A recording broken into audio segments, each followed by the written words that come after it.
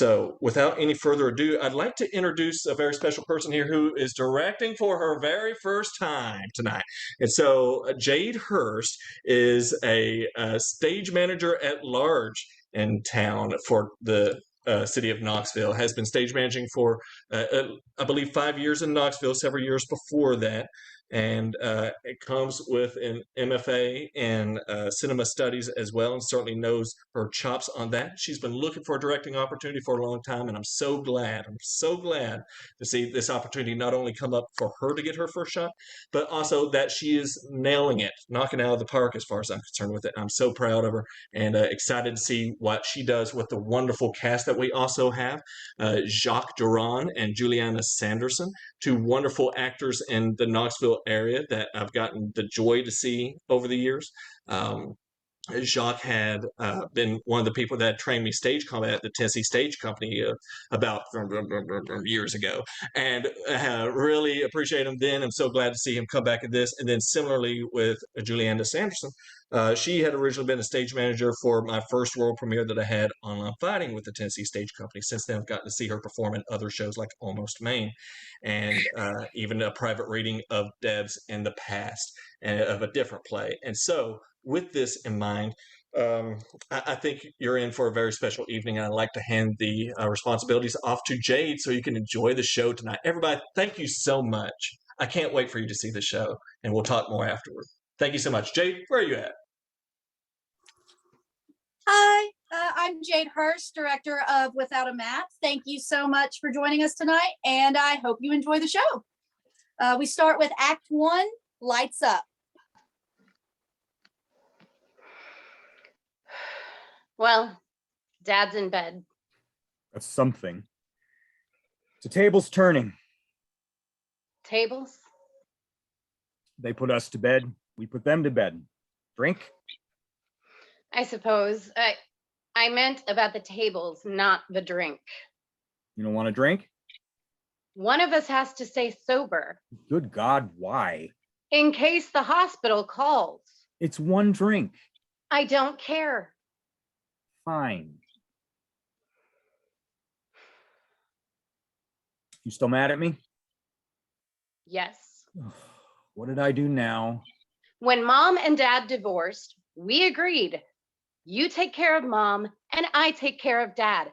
I'm looking after Dad. What are you doing? I'm doing things. What have you done? Have you called a funeral home? Have you done anything for the memorial? Just because I don't do everything out in the open like you doesn't mean I'm not doing anything. And Mom doesn't want a big production. We've had the talk. That's why I picked Mom in the first place. Because she did all the work for you. Because she knows what she wants. That's all. Okay, yes, she's already made most of the arrangements, but I like knowing what I'm getting into. Sue me. Has Dad decided anything about what he wants? I don't know. Every time I try to bring it up, he changes the subject or tells me I'm being morbid. Not morbid to me. Have you decided what you want? Same as Mom. Someone can benefit from my organs or from them dissecting me, go for it. Really? Even your skin? Even my skin, I don't need it. That's iffy to me. Imagining organs is one thing, but my skin on someone else, that's a bit weird. Just don't think about it.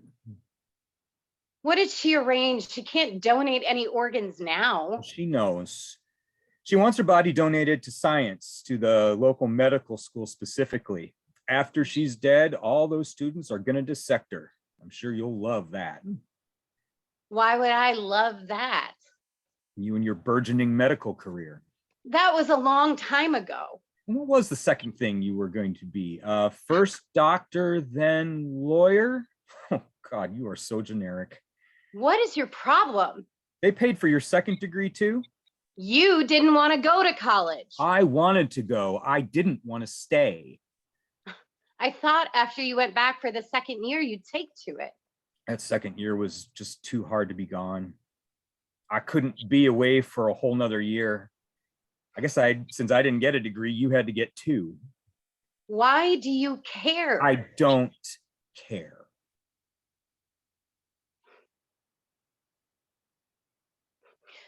Remember that time when Andy climbed on the roof? Oh God, the look on Mom's face. She really chewed out Aunt Donna. Really? Oh, yeah. I remember her saying something like, every time I let that kid come over, he's got to be getting into something. Andy was great.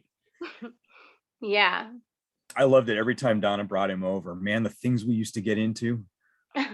Like the time you set the yard on fire Hey, that was not my fault. or broke the entire swing set. Okay, yeah, my fault. How you got away with the things you did, I'll never know. I'm not sure Mom knew most of the things we did. I think she knew more than you thought. She ignored a lot. Maybe you're right. Oh, remember when she caught us talking about her spanking us?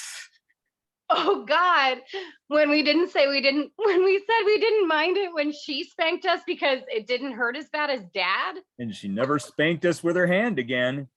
Rulers and wooden spoons from then on.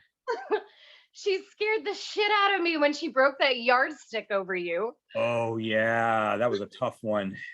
I don't even remember what that was for. Me neither, but holy God, she scared me. Wait, who else is mad at you? What? You asked if I was still mad at you. Who else is mad at you? Everyone. Oh, come off it. You're the golden child. Excuse me? I'm not the one making $100 grand a year. You think Mom and Dad like me more because I make more money? No, sorry. I'm just feeling a little bitter these days. My mom is dying after all. We know. How much do you think she knew? I don't know. I just always thought she'd let you get away with more. No, she stopped parenting when you came along. Dad picked up the slack, or at least he tried to.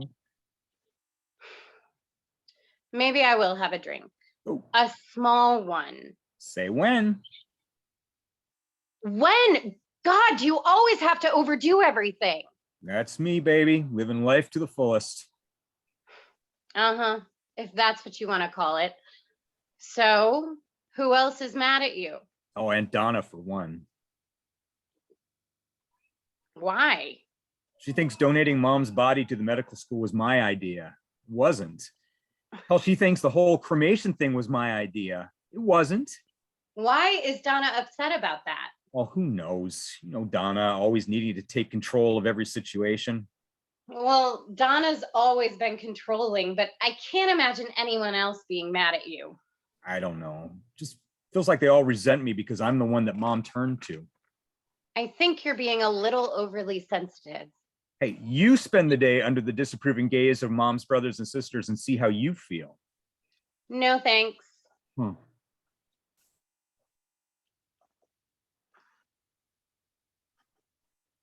You know what I've been thinking about a lot lately? Our hiking trip. Which one? The bad one. God, that was miserable. I remember that big dog, and then that one time we crossed the creek and we didn't want to go back, so we looked for another way. I knew where in the mountains we were. I knew the AT was close and we could find our way back if we could just find it. In the dark and in the rain. My sense of direction is impeccable. Everyone gets lost sometimes. Oh, I know. How many times did we end up crossing the creek? 10 times? If you count not coming back, it was 20 times. We were so dumb. I had no idea that the signs were fishing trail signs. We thought we were hiking any normal trail and it was a fishing trail. Explains why we kept crossing the creek. That first time was so easy, just stepping on rocks, and then we scooted across the log on the second one. I remember, but I don't remember the third. Neither do I, but I sure remember the fourth. Oh God, I can't believe we thought that would be fun. You thought it would be fun. How can you see a log all the way across a creek and not think challenge? It was asking us to walk across. It was inches above the water. Nothing would happen if we fell in. We just gotten wet. You thought adventure and I thought dumb idea. Right as always. I don't remember being scared till I was too far to turn back. What? You get scared and keep on going. I get scared and turn back. You didn't turn back then.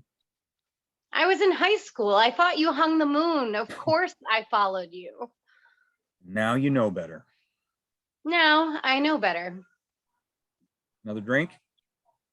No. Are you going to drink all of Dad's liquor? Not tonight. I still can't figure out if Dad was a saint or a martyr. Both. Neither. I think he always tries to do his best at any given moment. I mean, it wasn't his fault, but he kept trying the best he could. I don't get it. Why didn't Mom just go get therapy? This was 40 years ago. Therapy wasn't like it is now. You had to be seriously damaged to go to therapy. I think she was pretty damaged. I never thought she was really an alcoholic. I always thought she could quit drinking if she wanted to. She just never wanted to. I guess it was easier to crawl in a bottle than to cope. You really don't get it. Get what? What losing Mikey did to her. I wasn't there. And I was, and I'm telling you, she never recovered. I never knew that woman, who she was before. I promise you, she changed. I'm sure she did. But she had a family, didn't she? Couldn't she just do what she had to do for her family? You're not Mom. You always had these unrealistic expectations for her. Just because you'd act one way doesn't mean that she had the capacity to do the same thing. She held Mikey for almost 6 months. How can you ask her to just get over it? I don't mean it like that, but couldn't she have kept it together well enough for us? I think she did. What do you mean? I think she kept it together as well as she could have. I mean, Mom's not like you. You get punched in the face and you get right back up. Mom has to lay on the mat for a while and decide whether or not she wants to get back up. Who are you like? I think it depends on the situation. I mean, sometimes I want to keep fighting and sometimes I want to sit out and lick my wounds. Speaking of, how's your dating life? No, speaking of fighting or speaking of licking?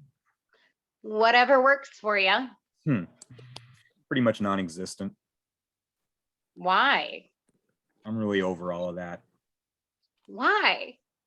If I thought someone could really be interested in me, I might get back out there, but I'm done. I found the right person. I don't know why you couldn't. In order for you to find someone, one of you has to be looking. I'm not looking. Maybe someone's looking for you. They're not. How do you know? You want to talk about damaged? I'm damaged. I am no good to anyone. I don't think that's true.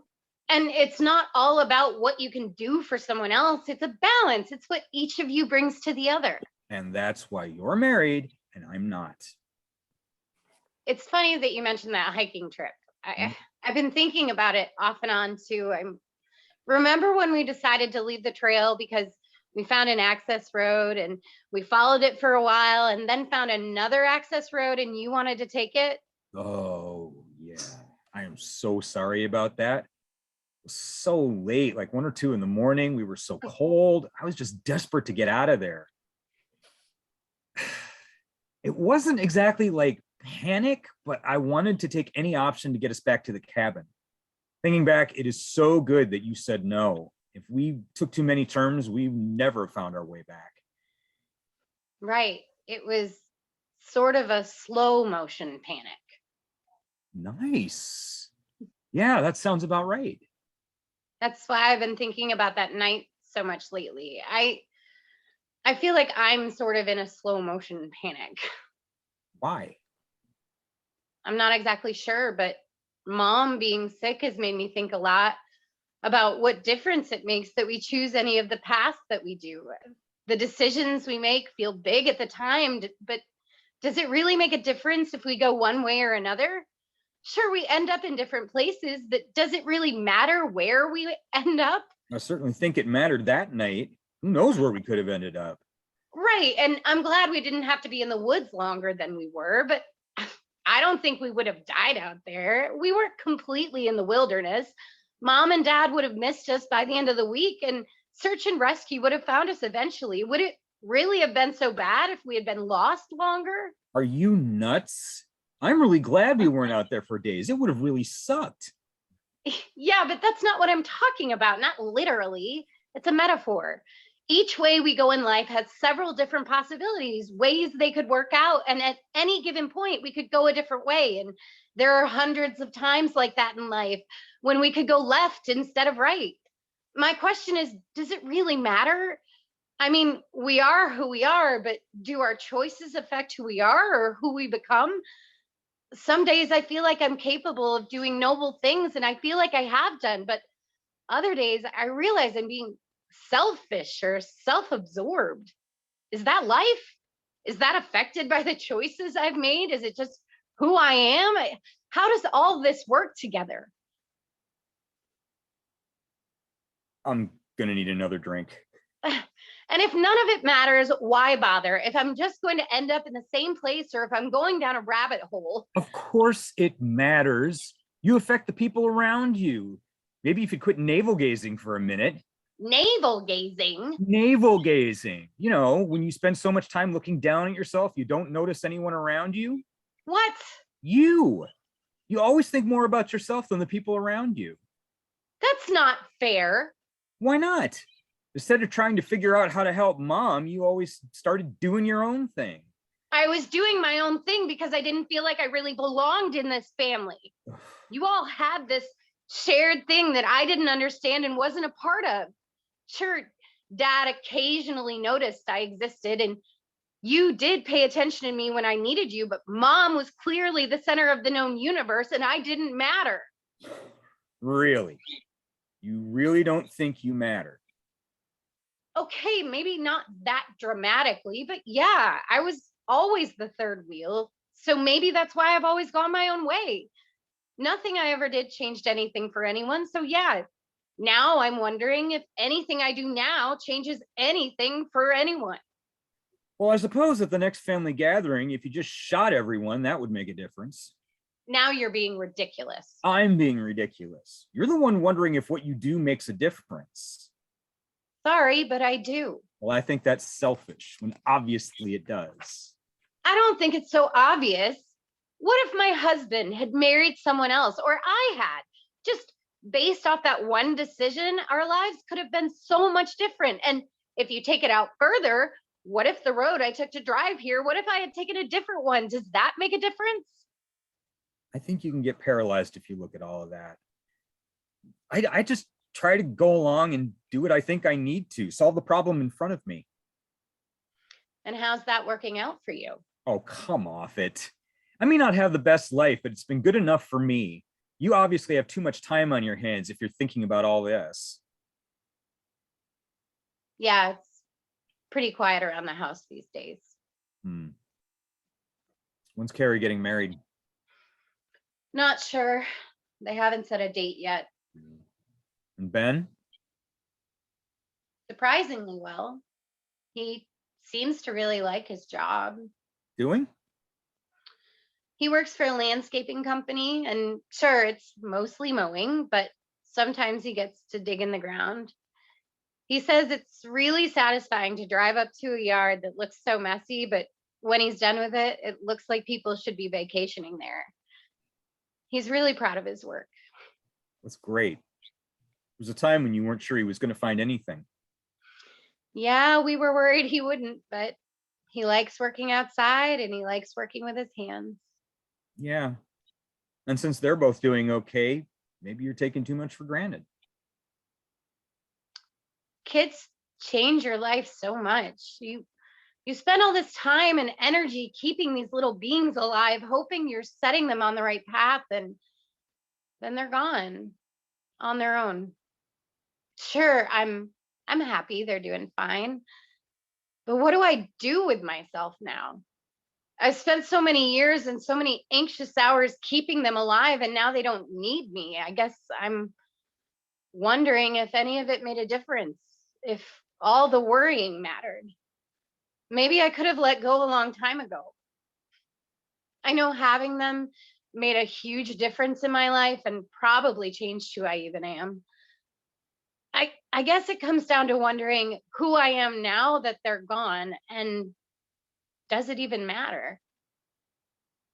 Now, is this an existential crisis or a mental exercise? I don't know yet. You spend too much time in your own head. According to you. That's not healthy. You need a hobby. Maybe you could macrame? Does anyone even still do that anymore? Mm.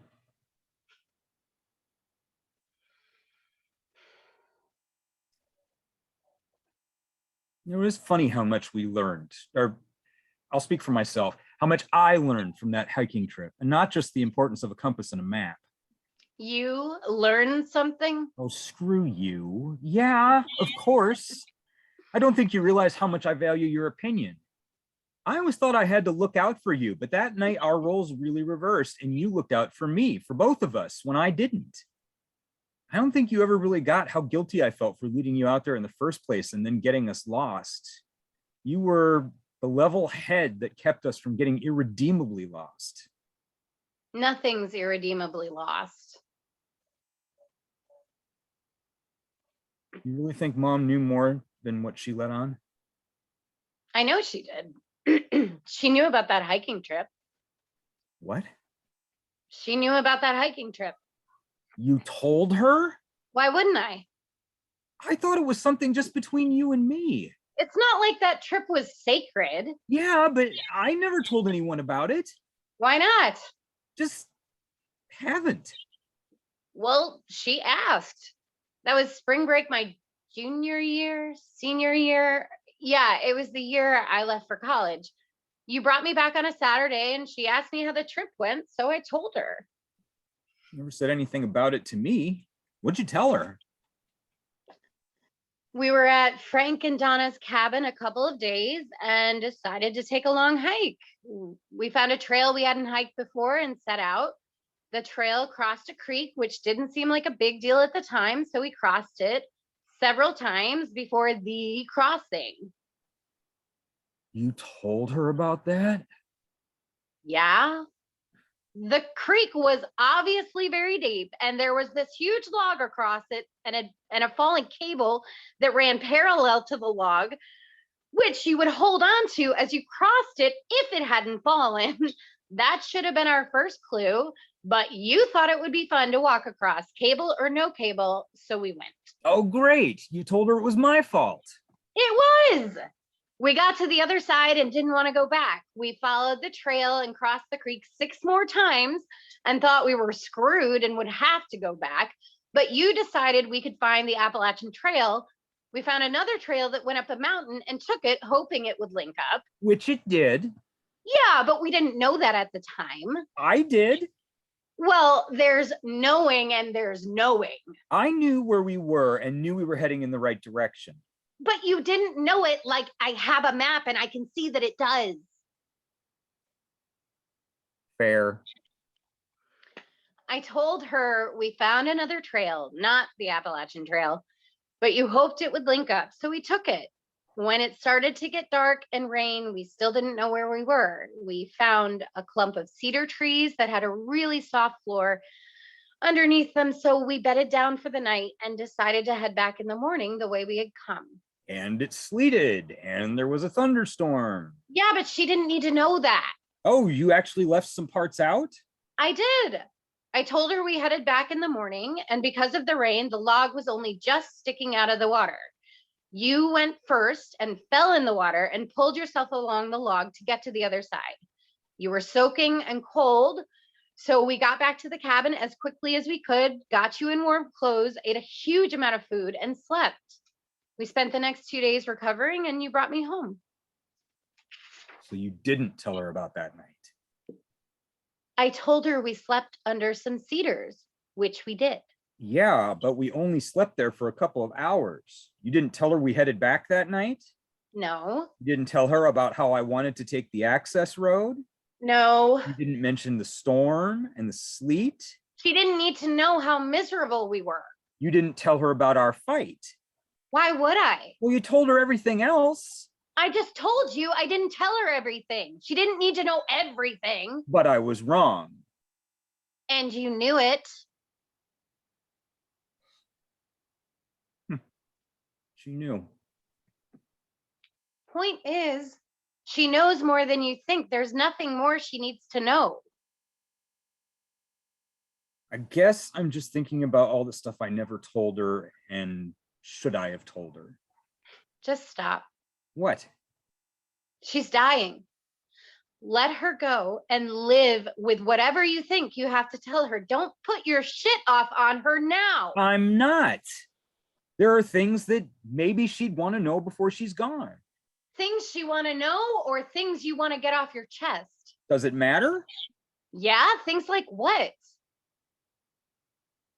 Nothing. You brought it up. Yeah, but it's nothing that'd make a difference to you. It might to her.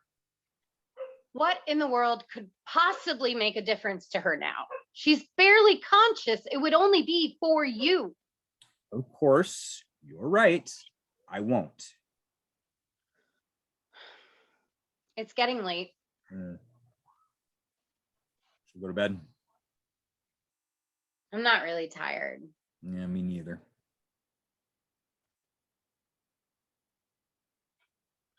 It scared me so much when you fell in that water. What? That hiking trip. Oh. Yeah, that was the craziest thing I'd ever felt. That water was so cold, I was instantly hungry. It was like that water sucked so much energy out of me so quickly, I was overwhelmed by hunger. Strange, I've never felt anything like it. Well, it really scared me when you said you didn't think you could swim for the bank. I didn't. I thought if I let go of that log, I wouldn't be able to move well enough and I'd just float downstream until the creek spit me out. I remember. Oh, remember when we had the talk? Which talk? That night. I'm not sure why I felt the need to tell you. I thought you were so naive.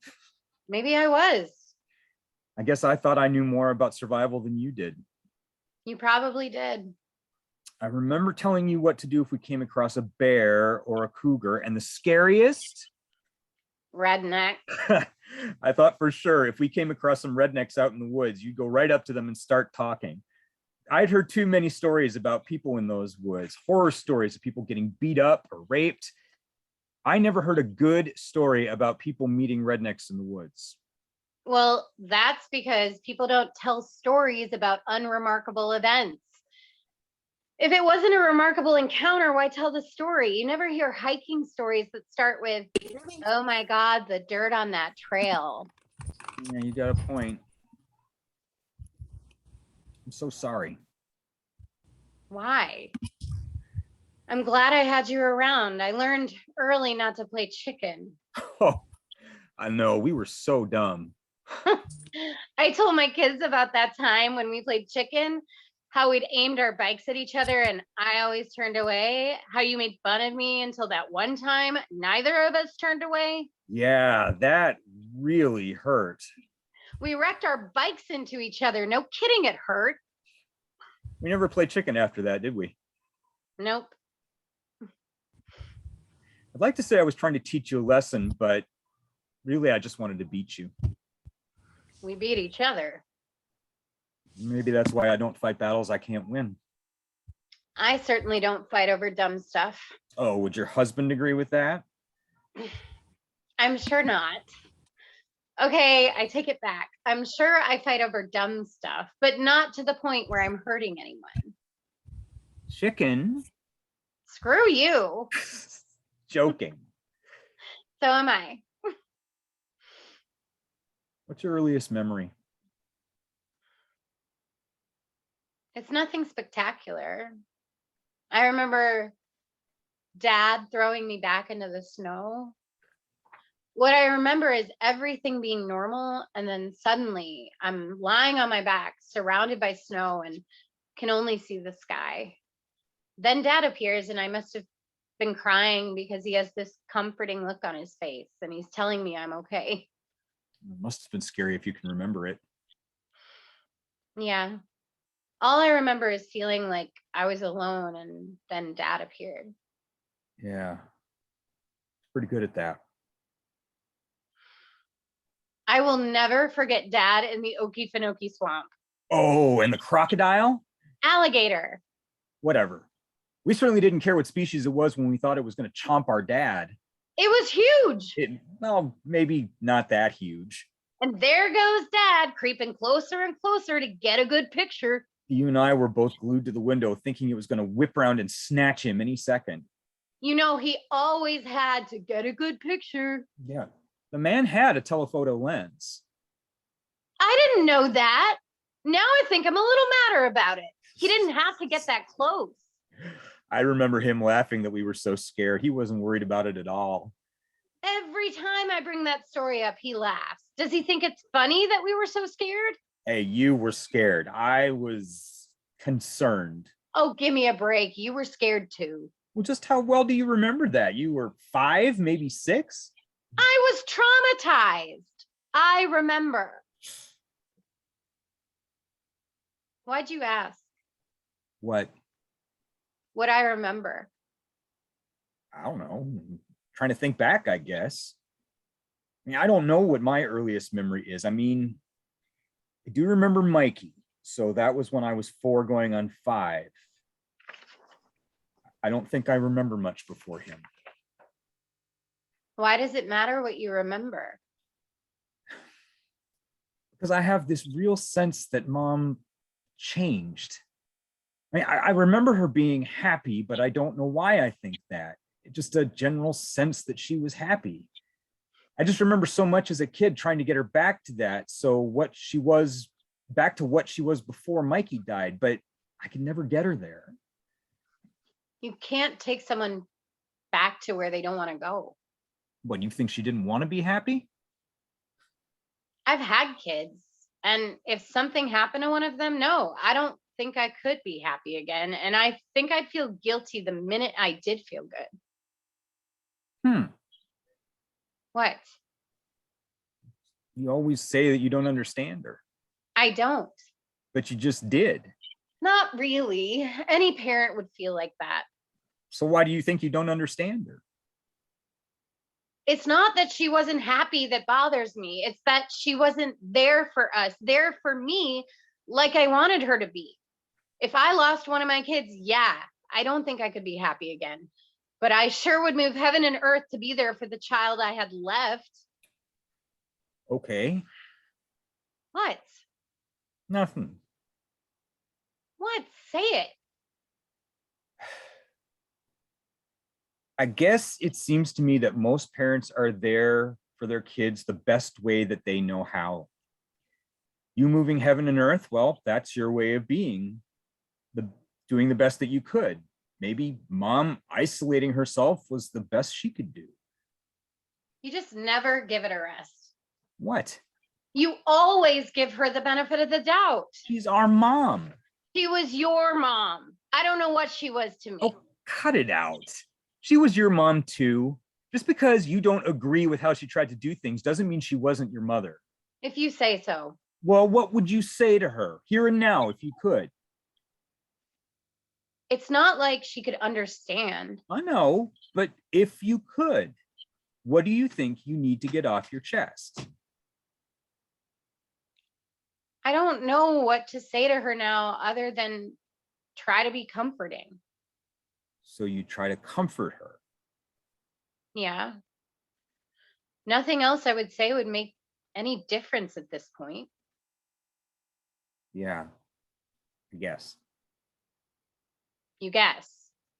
Now isn't the time to be hashing things out. Now is the time to let go. You told her all the things that you want to say to her? Yeah, I feel like the things I haven't said, she probably knows.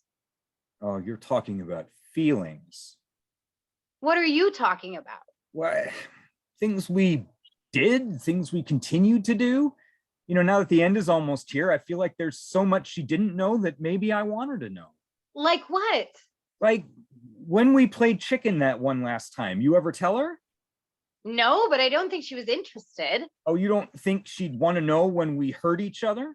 No, we were being kids. Kids are kids and do dumb stuff. I'm sure she didn't need to know all the stupid stuff we did. But what if she did? What if she wanted to know? I don't know all the things my kids did, and I'm fine with that. But they're not us. You don't think you've had plenty of time to tell her all the stuff you've done? You've spent more time with her than anyone. But there's so much I didn't tell her because there was no reason to. I didn't know how she'd take it. I guarantee she didn't care. How can you say that? Okay, she cares, but not really. Who can really know all the stuff any other person does? Why would they need to? It's not like I come home from work and tell my husband all the stoplights I stopped at. How this one guy irritated me because he rolled through a four-way stop when it was my turn to go. There's so much minutia that no one else needs to know or probably wants to. But what if there's something she'd want to know? How can you possibly look through the pile of your life and sift through and find the one or two things you never thought to tell her that you think she'd want to know now? Come on. But what if it made a difference? A difference in what? I don't know. How she sees things? So you want to dig up something to tell her that's going to change her entire perspective and tell her now. If you think you have something to say to her that would have been helpful, why didn't you say it years ago? Because you never know, do you? Whether or not that thing will make a difference for the better or not. Well, if you've let sleeping dogs lie this long, why get them up now? Because she's dying. Exactly, she's dying. So why stir stuff up? Because I regret not saying anything before now. Yeah? Well, that's your regret. She can't regret anything she doesn't know about. I don't want her to regret anything. I want her to feel better about what she's done and let her know that it wasn't her fault. And you think you could do that with one, hey, Mom, did you know we used to play chicken stories? Besides, it's not what she's done, it's who she was. She was a mom who was close with you because you were the first, and not with me because I was an afterthought. You weren't an afterthought. You were an attempt to fix things. A failed attempt, obviously. I don't think so. I think we all kept it together for your sake for a really long time. For my sake. And I don't think she and I were that close because I was the first.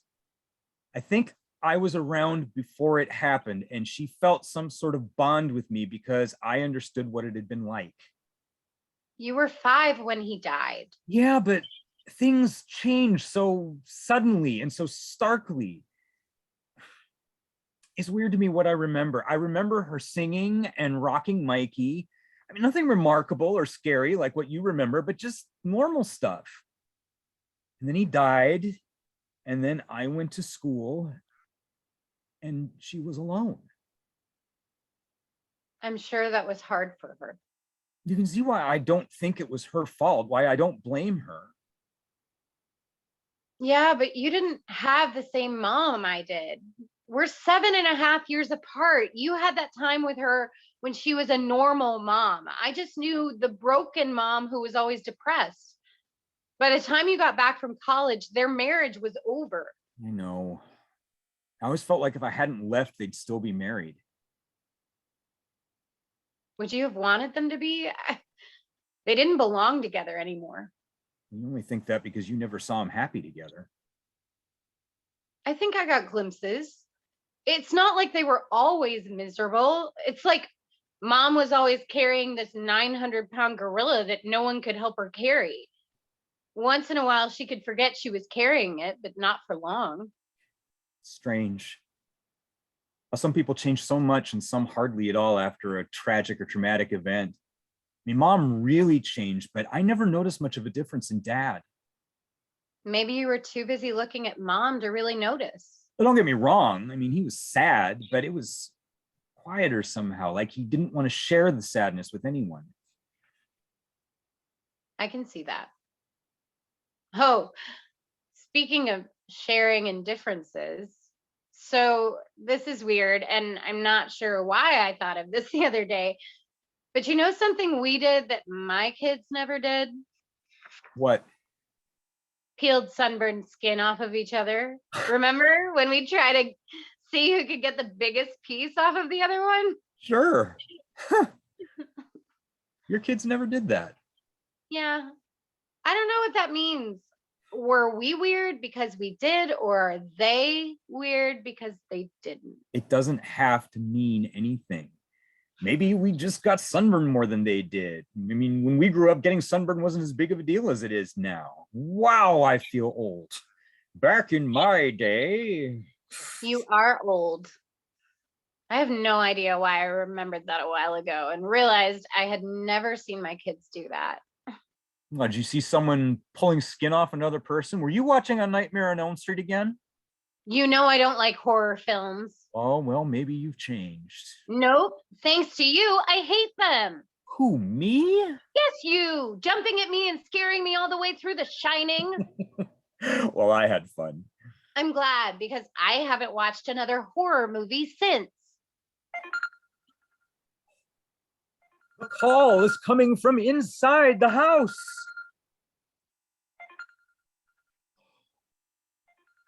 I want to answer this.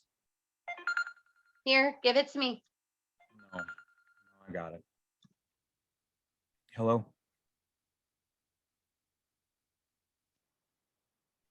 Okay. I understand. We're on our way. Hospital? Yeah.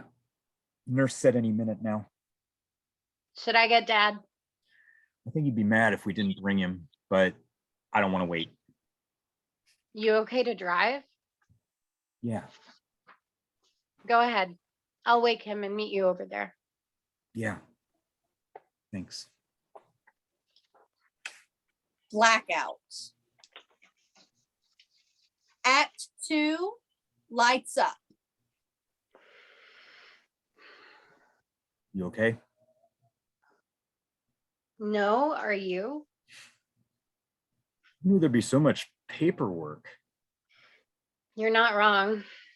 At least we could take care of it, and so Dad didn't have to. Where is he? I think he went to lay down. Mind that myself. Go ahead. No, I don't want to be alone. I just think too much. Want me to come tuck you in? Oh, yeah. Would you? Drink? Seriously? You offering me a drink? It's not like either of us has anywhere to be. What time your family getting here? They'll all get in tomorrow. Sydney and the kids will stay in a hotel. I thought it would be easier on Dad. Yeah.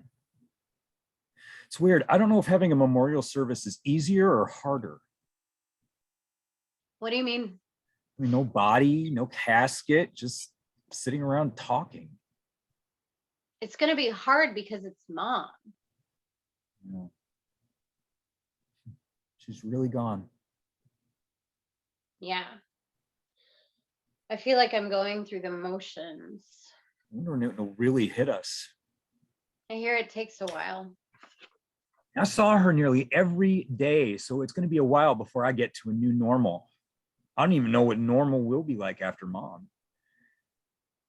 If you ever need to talk or whatever, just give me a call. Yeah. I'm just so tired. Go to bed if you want.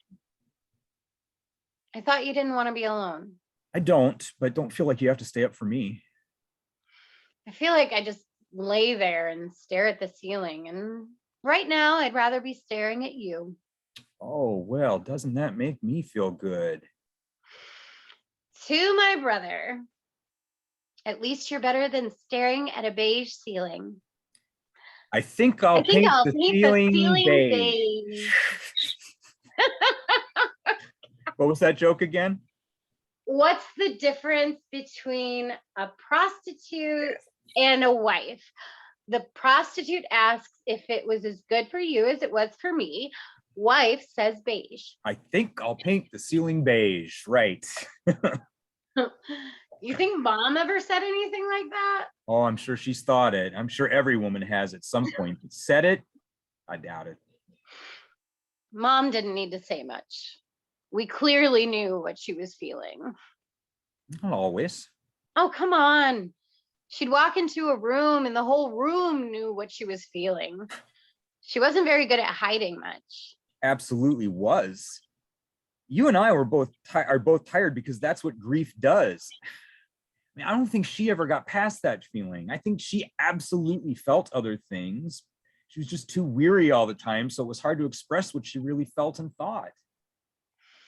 At least I knew she loved you more. Oh, don't start on that again. I'm not. I'm sorry. Other than that, Mrs. Lincoln, how'd you enjoy the play? Oh, yeah, not bad, other than being tired all the time. It's okay to say it. What? You're glad she's gone. I am glad. She's not suffering, but But I guess I'm surprised by how relieved I feel. I mean, all that stuff I worried about telling her or not telling her is kind of gone. It doesn't matter now. She's gone. I wondered about that. You seem more at peace. I am. It doesn't matter what she knew or what she didn't. She's gone, and all of that stuff doesn't matter anymore. You don't feel guilty? I really don't. I feel like I've done everything a child could be asked to do. I feel good about it all, and letting go wasn't as hard as I thought. I'm just really tired. So you did everything you could and I didn't? No, I didn't mean that at all. You sure? You did everything I asked you to do. You did what was asked, and I don't know what else you could have done. I could have put to rest whatever resentment there was between us.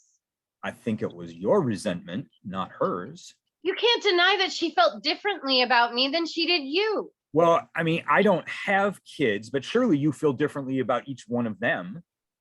True, I have different relationships with each because each needs different things from me, but I certainly don't love either of them more or less. Really? You really think Mom loved you less? I didn't say that. But that's what you think. You didn't know the same woman I did. What? Mom was different when you weren't around. When you went away to college, you were gone a year and a half too. Yeah, I came home halfway through sophomore year. She was different when you were gone. When you came home, she was back to her happy self. Well, as happy as she could ever be. They separated while I was gone. She was not happy when I came back. She wasn't as miserable either. She had her baby back. You're the baby. Of the family, but you were always her baby. No, I wasn't. I knew when you came back, there was no reason for her to try to reconcile with Dad. Are you blaming me for their divorce? No, not at all. It was absolutely her fault.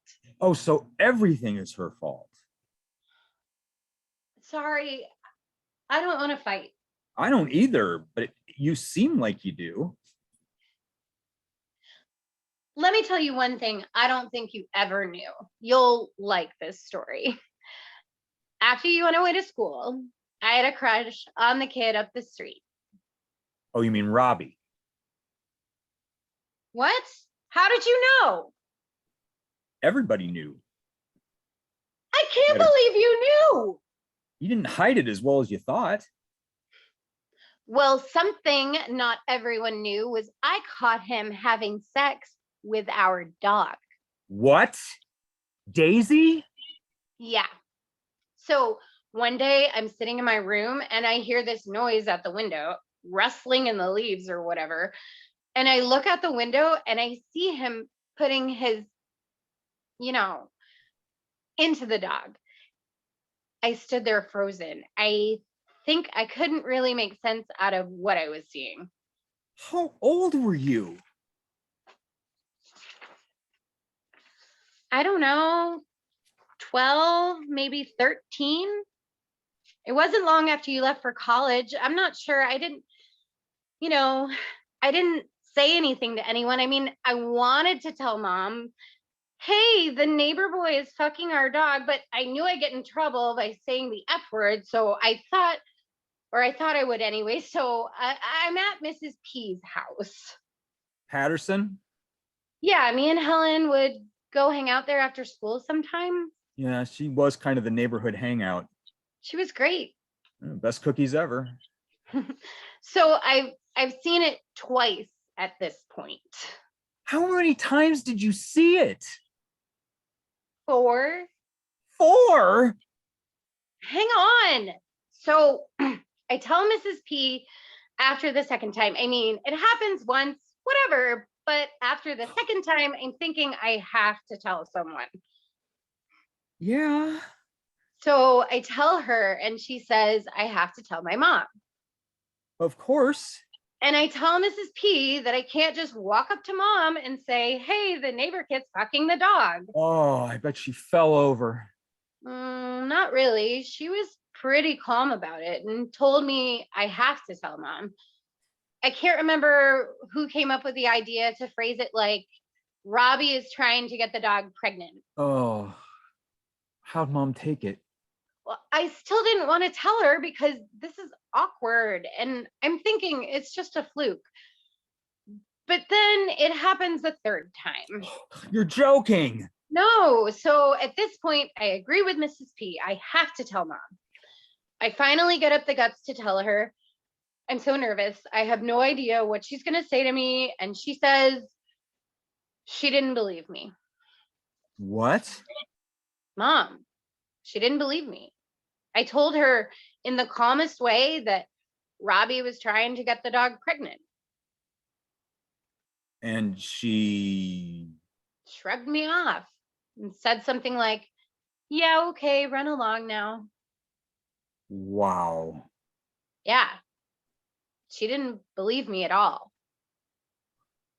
So The next time I hear him outside my window again, I go downstairs and ask Mom if she would come upstairs. There's something I want to show her. Luckily, she did come with me, and I took her to the window and pointed. She looked down, and I've never seen a more shocked look on her face from then to now. It was this mixture of shock and horror. I'll bet. So, needless to say, I didn't have a crush on him anymore after that 4th time. Right, but after the 3rd one, you would have been okay. Oh, sure. You don't seem any worse for it. It's weird, isn't it? I was more worried about how to tell Mom and Dad than I was about what he was actually doing. Imagine that conversation, Mom telling Dad. I wonder if he believed her. So what happened? All I remember was the next time Robbie was at the house, Dad chased him off. I remember him saying something about seeing something in the leaves, like a hamster or something, but we didn't have a hamster. It was pretty weird.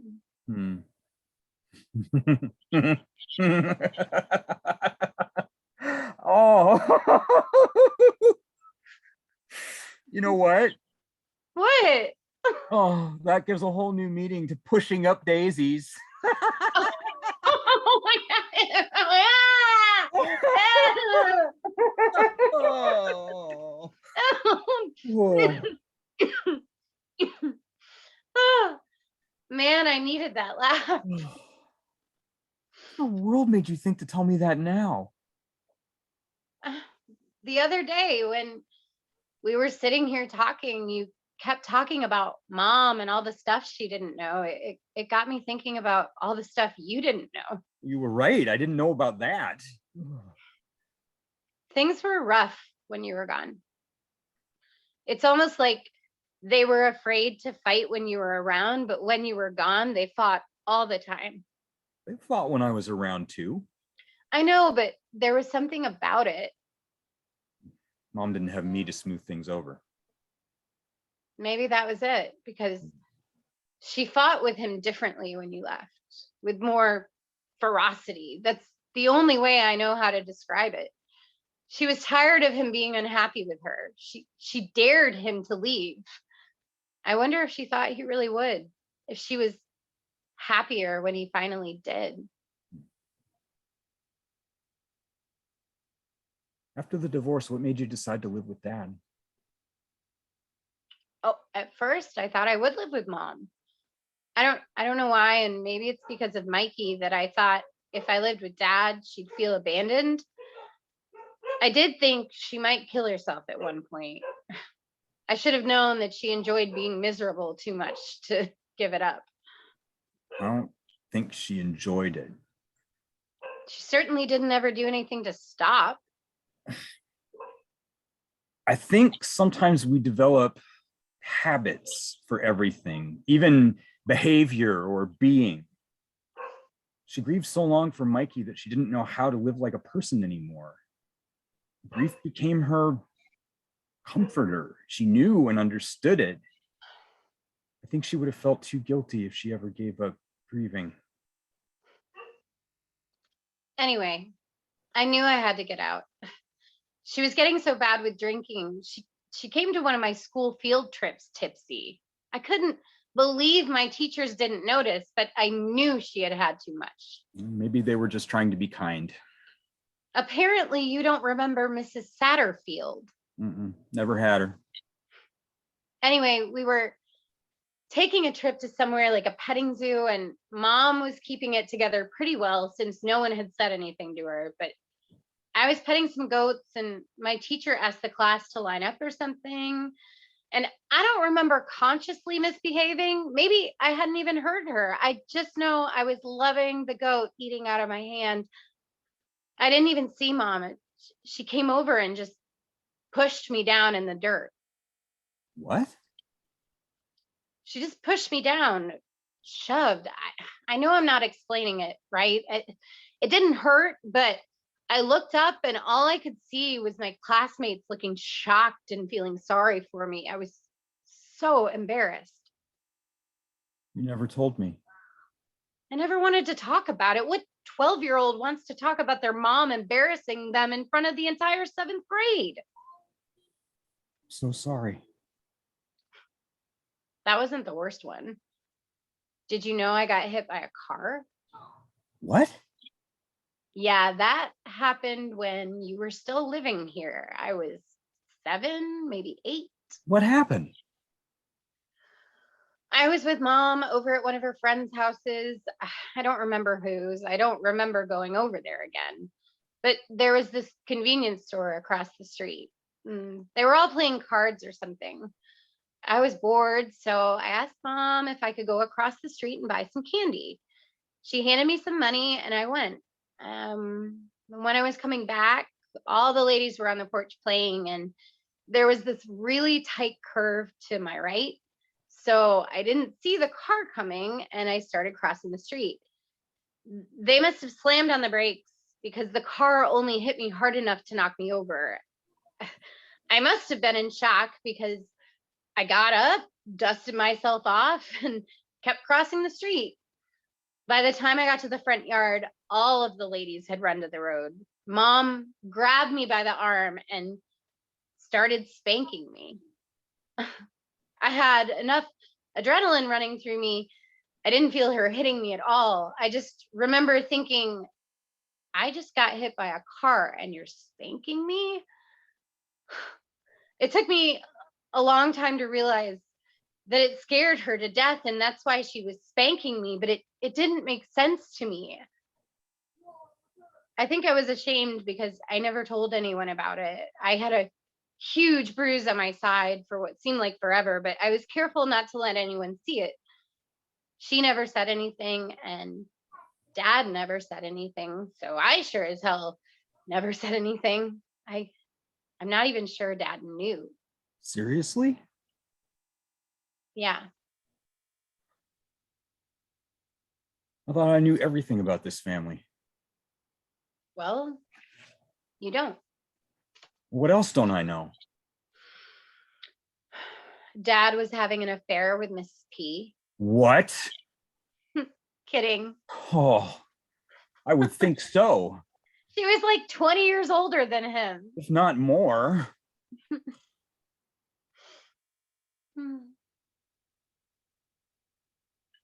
I'm so sorry About what? that I didn't know any of this.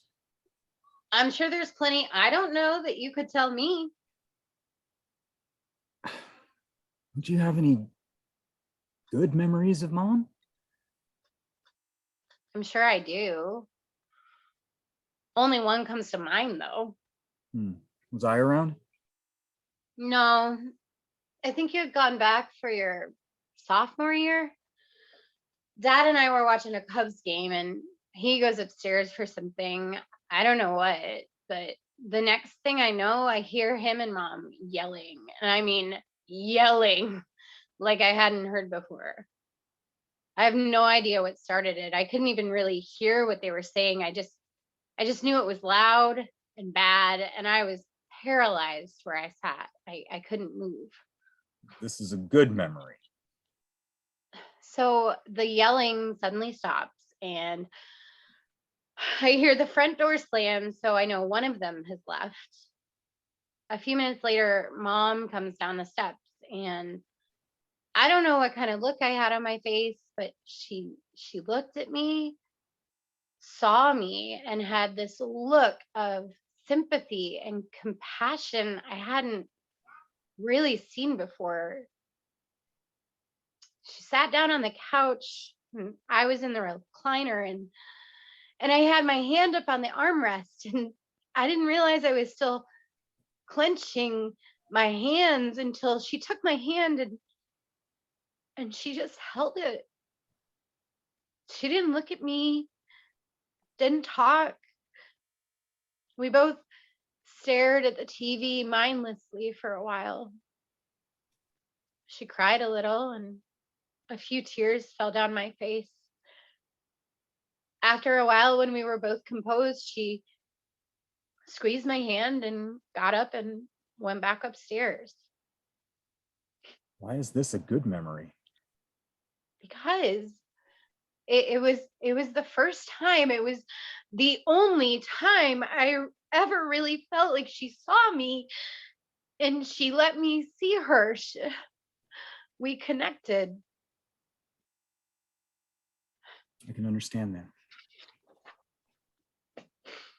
What made it hard later was that I knew she was capable of reaching out to me. She just never did it again. For a long time, I blamed myself, but I tried to tell myself it was her and not me. But I don't know that I've ever really managed to believe that. Did I take that from you too? Take what? Mom's attention. I thought Mom relied on me for emotional support, but as long as I was there, she never needed you. I'm not sure I wanted to be needed. You know what I mean. I guess, but I don't blame you.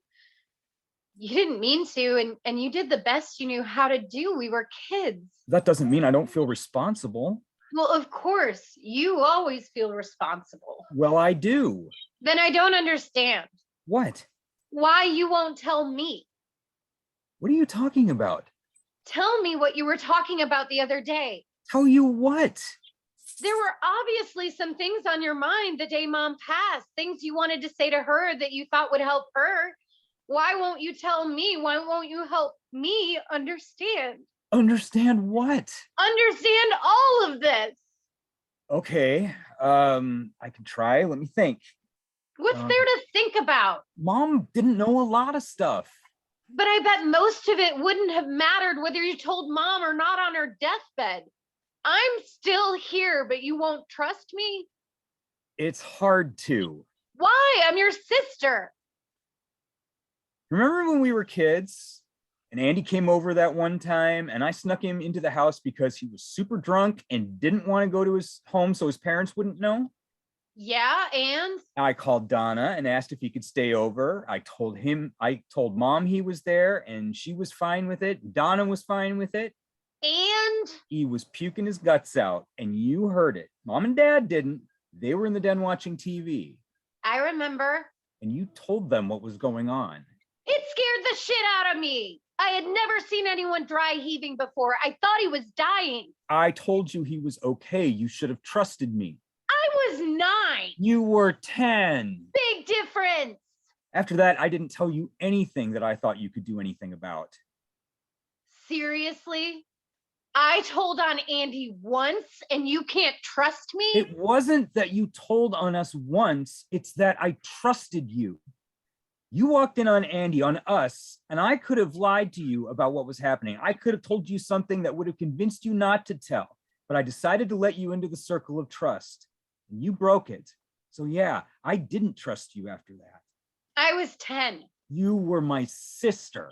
Good God, I'm in my 40s and you're nearly 50 and you can't trust me still, apparently? Well, I guess I'm out of practice. What could convince you? Oh, I don't know.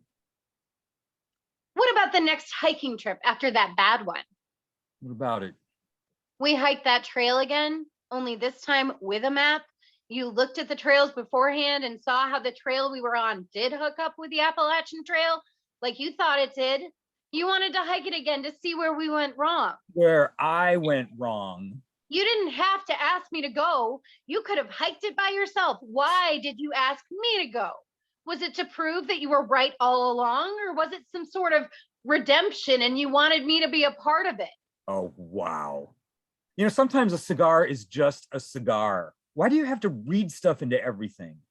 Because there is stuff in everything. I know you felt bad and felt like you drugged me out there, but I chose to go both times, every time.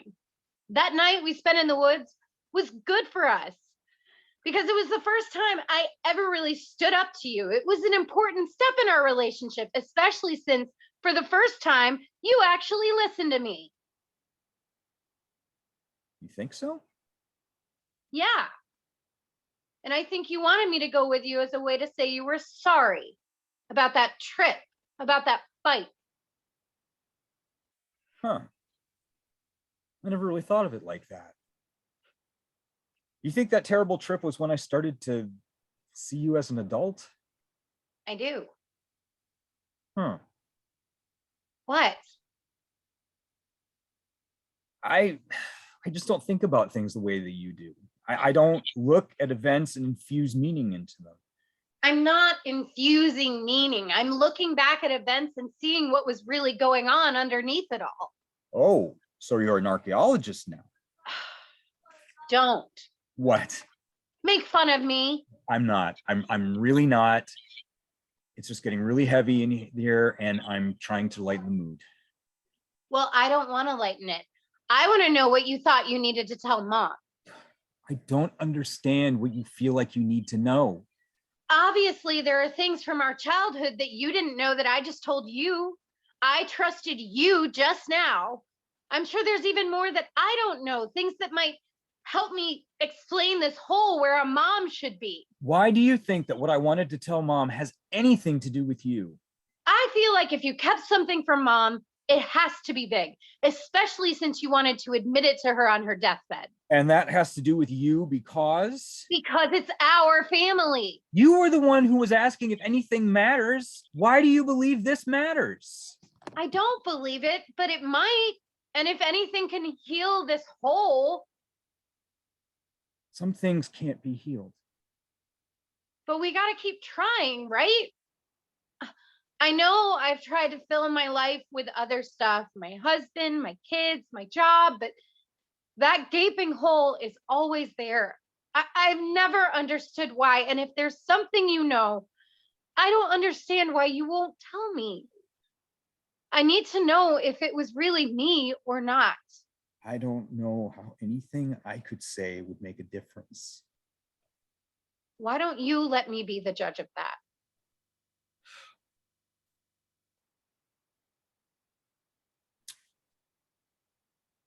It wasn't you. I know. You're going to say it was Mikey. Dealing with his death or not dealing with it. It's hard to blame someone I never knew. It wasn't Mikey's fault. I know. He was just a baby. There's no one to blame, and that makes it hard. Why do you have to have someone to blame? Well, you just do. Well, maybe not have to. It makes it easier. Someone or something to blame, Is that why you're so angry at Mom? I guess. It's easier to just blame her. I know you don't want me to, and I guess she couldn't help it, but I can't help it either. There's this big rift, and now she's gone. I feel like maybe it will never go away. Would it be easier to have someone else to blame? What? I'm not blaming Dad. No. Me. Blame me. What? No. You always looked out for me. You've always tried to be there. Not always. Okay, so you tried to go to college. We were okay. I feel like I abandoned you. You didn't. You were doing what people do. They graduate and go to college. Except it didn't take. Yeah, you came back. You said that you hated school. I don't think I did. I think I hated being away from my family. Holding it all together gave me a reason. So I'm just supposed to blame you? The one who came back to keep the family from falling apart, the one who always tried to keep us together? I failed, obviously. No child can fix their family. I love you because you always tried, but there's no way you could have kept Mom and Dad from divorcing. I had to try. Why? Why was it so important? Because I caused it. No, you didn't. I did. The big gaping hole in your life and all of our lives, I did that. No, you didn't. You couldn't have. You and Mom not ever being able to get along, Mom and Dad's divorce, all of it, my fault. I don't believe you. When I was little, I used to hold my breath.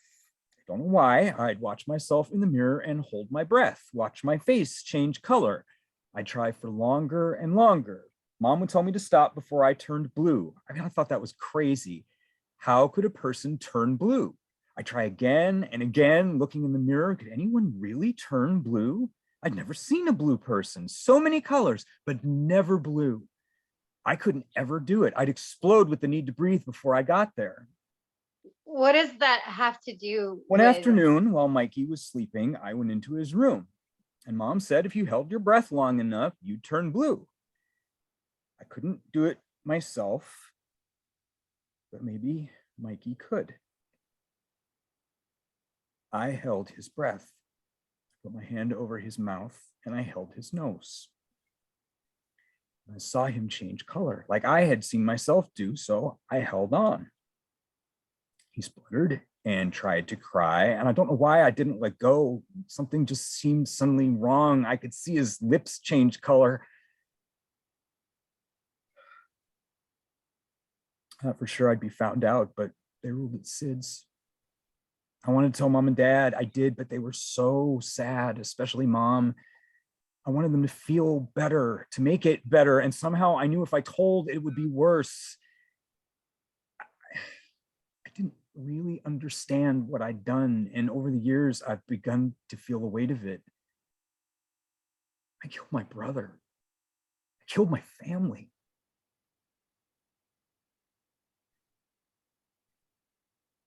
Don't. What? What are you doing? Giving you someone to blame. Are you kidding me? No. Are you fucking kidding me? No. Stop saying that. Sorry. You're sorry. I don't know what else to say. Then stop saying things. Okay. I've got to go. What? I've got to go. Get out of here. I can't be with you right now. Okay, sure. Are you going to the hotel? I have no idea where I'm going, but I can't stay here with you. I think I'm going to be sick. Okay. Don't touch me. I'm sorry. Stop saying that. Just stop.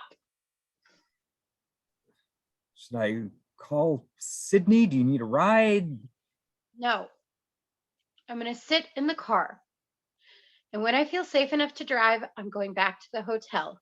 You are staying in here and leaving me the hell alone.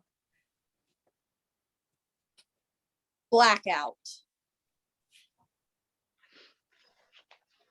Act 3. Lights up. Thought you'd never want to talk with me again. I had to see you at the funeral, didn't I? True. Charlie had a choice about that. I'm grateful you're here is all. I'm still trying to decide whether I want to be here or not. I understand. Do you? How could you possibly know what it feels like for a brother to tell you something like that? You're right. Yeah. Look, I still don't know how I feel about all of this. I get it. I'm just glad you don't hate me forever. Well, that was tempting, but my husband talked me out of it. You told him? Of course I told him. He knew something was wrong, and I tried to be evasive at first, but I had to. Great. He hates me now too. No, he's the reason I'm still talking to you. He could stand outside all of this mess and be more objective. Really? Definitely more rational than you or I could be. It took him a minute, but he came around a lot more quickly than I did. Well, who else knows? Did you tell your kids? Absolutely not. Why would I tell them? That's not helping anyone. Oh, so you want to help now? Screw you. You've lived with this for what, 40 plus years, and I've had a week? I'm sorry.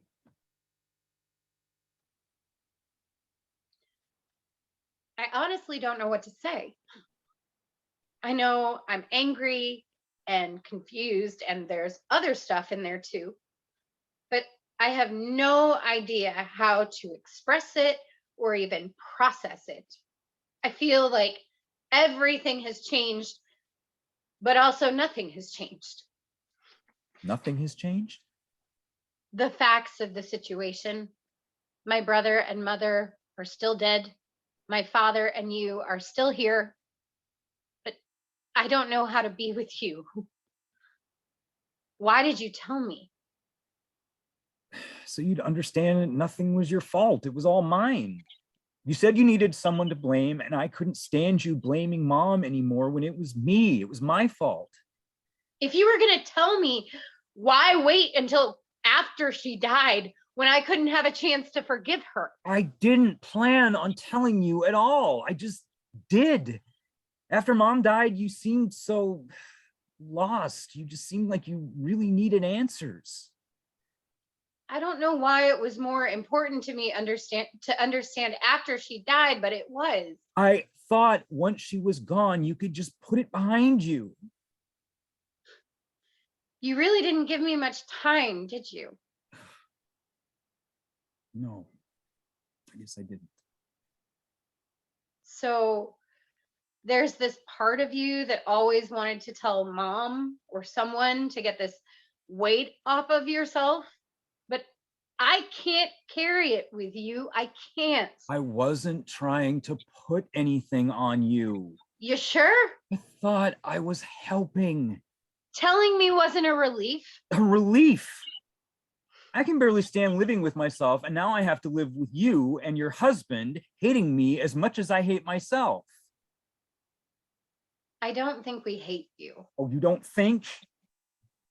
Right now, I'm numb from all the dying, from Mom dying. Mom just died. So I should have waited or not told you at all. I don't know. Fact is, you killed another person. You killed a person, and not just anyone, my brother. How do you, anyone, process that? Part of me wants to hug you and tell you it's going to be all right, but another part of me wants to never speak to you again.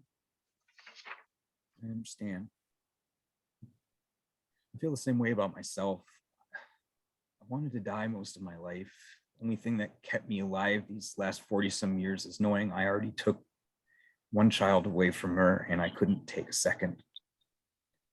Now that she's gone, I don't know why to go on. Are you trying to tell me you're suicidal? Oh, no. I just really want to die. And trust me, there's a difference. I told you that mom made a habit out of grief. Well, I've made a habit out of wanting to die. I can't remember ever being any other way. Are you sure you're okay? I didn't say I was okay, just that I wasn't suicidal. Too scared of hell to do that. You think hell exists? Well, I don't want to find out. Not anytime soon. You said mom was carrying this weight. Are you sure you weren't projecting? How so? You've been carrying what you did for how many years? I assume you've never told anyone. Of course not. All this stuff that you believed about mom, her habit of grief or whatever, how you said she never recovered. I think that's you, not her. What if she was just an ass and all these years you've made excuses for her because you felt so bad about what you did? I don't want to talk about me. I want to make sure you're okay. Again, that night after the memorial service, you seemed so lost. Well, mom and I can't ever reconcile now, can we? That night at her service, it was more important for me to understand. I felt really lost, but then you put me deeper in the woods. I thought I was helping. Some help. The night she died, you kept wondering if you should tell mom something. That was it, wasn't it? Almost my whole life, I have struggled with whether or not to tell her. She died, and I couldn't tell her, so that part was a relief. I won't have that struggle anymore. What did you think you were going to do there at the end? Whisper it in her ear just to assuage your conscience? I don't know what I thought. Sometimes I thought if she knew, she wouldn't blame herself anymore, but when I thought about telling her, I didn't want to take the chance that she'd blame me instead. And other times, I just thought she was better off not knowing. Trust me, in the last 40 years, I have thought of every way that this could have gone down, and I never found a good enough reason to tell her other than feeling guilty that she never knew the truth. Sometimes I thought I was protecting her, and then other times I thought I was being selfish.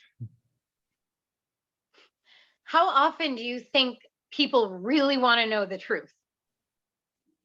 If you had asked me, did I want to know this big family secret that's been banging around in your head for decades? I think I would have said, yes, I want to know. Now that I know, I wish I didn't. I don't like having these feelings about you. I shouldn't have told you.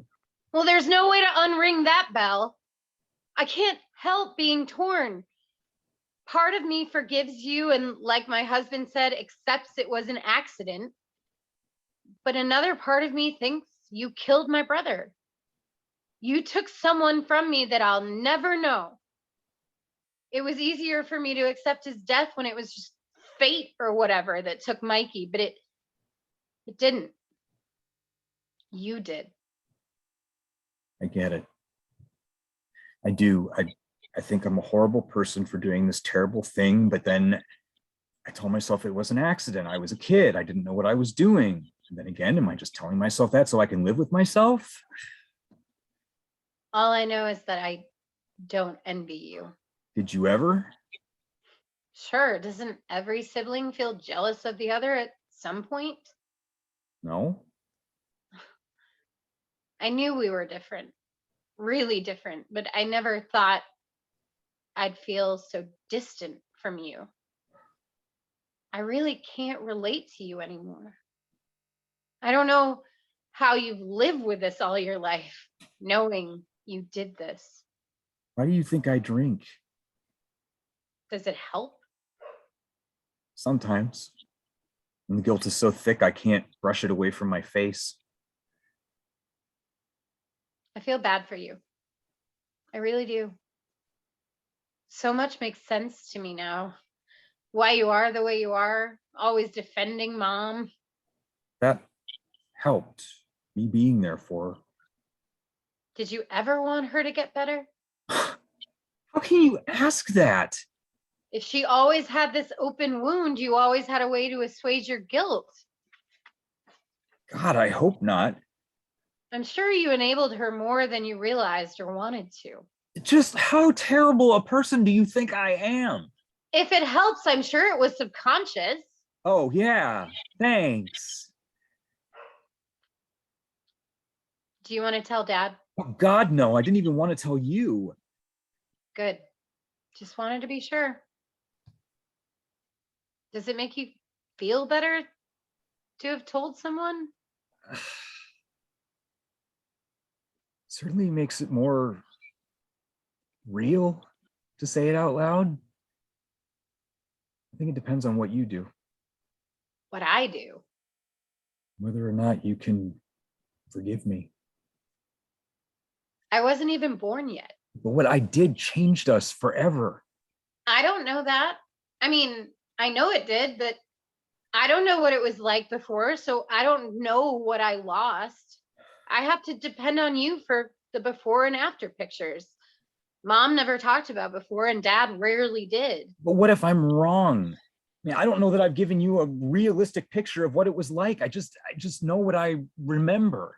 Of course, you're wrong. Everyone's perspective is skewed, but the general sense was probably right from a kid's perspective anyway. What do you mean? How accurate do you think kids are? I don't know. You never had kids, so let me tell you, it's very and not so much. And there's no predicting which is which. What do you mean? Sometimes kids are very perceptive, sometimes they aren't. And it also depends on the kid. I suspect that after Mikey died, you became way more sensitive, always monitoring Mom. But before, how closely did you pay attention to Mom and Dad? You were a normal kid. After Mikey died, you weren't a normal kid anymore. I don't think I've ever been normal. I can't say because I didn't know you before, but something like this certainly changes a person. Will it change you? Change us? It's bound to. I honestly wish I knew how I'm going to feel about this. I'll definitely have something to talk about in therapy for a while. You're in therapy? Oh, yeah. You should be too. Well, so you and your therapist will decide whether you can live with me or tell me to fuck off. You can tell someone to fuck off and still love them. Not when I say it. It's over. It doesn't have to be. You can forgive. Really? What? You can forgive Mom? I didn't say it was easy, just that it was possible. Wait, do you think if I can forgive her that I can forgive you? No. I don't want to be forgiven. Yes, you do. You're like obsessed with me forgiving Mom, but she's been a stand-in for you. You want me to forgive you. I think you always have. Why do you keep coming back to me? Because it all comes down to you, doesn't it? All these years I thought Mom was at the center of the storm, but it was really you all along. All I know is whatever happens, it's gonna take time. You have to give me time. Of course I will. Speaking of, I should go. Anything else you want to tell me? You can choose your friends, but you can't choose your family? Obviously. Any more sage advice? Don't take any wooden nickels. I'm not gonna laugh. She's gonna blow. That's not fair. You know that one always gets me. Except you didn't laugh. Not really feeling it. So I'll see you. I don't know. We've gotten a lot done here. Can you handle the rest if I head back home tomorrow? Sure. Of course. Maybe for Dad's birthday? Yeah, maybe. Let's see. I'll walk you to your car. Do I need to hold your hand? Not this time. No. Blackout, end of play. Hoot.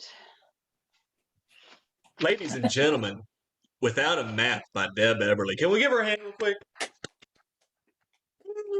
Feel free to put in the chat if you feel the way. Woo! That's okay too. So thank you everybody for sticking around. Very much appreciate this. And so here's the format that I'd like to do to make sure that we're all kind of having a good time here and getting these next few steps in here. Here in just a moment, I'm going to bring the playwright Deb Eberle in. We're going to talk with her for a moment or two. And then after that, we're going to invite you guys after that to turn on your mics and cameras. Not yet, though, but I'm not done with you yet either, people. What I'd like to ask you first, now, it feels really nice to just point at the camera and say people, by the way, and so I mean that nicer than that probably came off. But the point is, I do want to go ahead and ask everybody who's in the audience something to share in the chat first while we talk with Deb. I have an opening question, if you would put it in the chat. How would you describe this show to a friend? I'm going to repeat that question for the audience. How would you describe this show to a friend? Go ahead and put that in the chat as you see fit. In the meanwhile, I would like to invite our playwright, our special guest of the year over here, Deb Eberle. Deb, would you join us, please? Sorry, There she is. my roommate, we were just talking about that, so she was telling me her impressions of the play, so. Oh, great. And so certainly appreciate having additional opinions for you. And so I hope this is all helpful for you, whether it's theirs or anybody else's here. Deb, I want to take a moment just to kind of ask you a question or two real quick. First of all, I know this with you, but a common question from the audience, I want to make sure we just address this right off the bat. What was your inspiration for the play? Well, Harrison, I'm glad you asked. Sorry.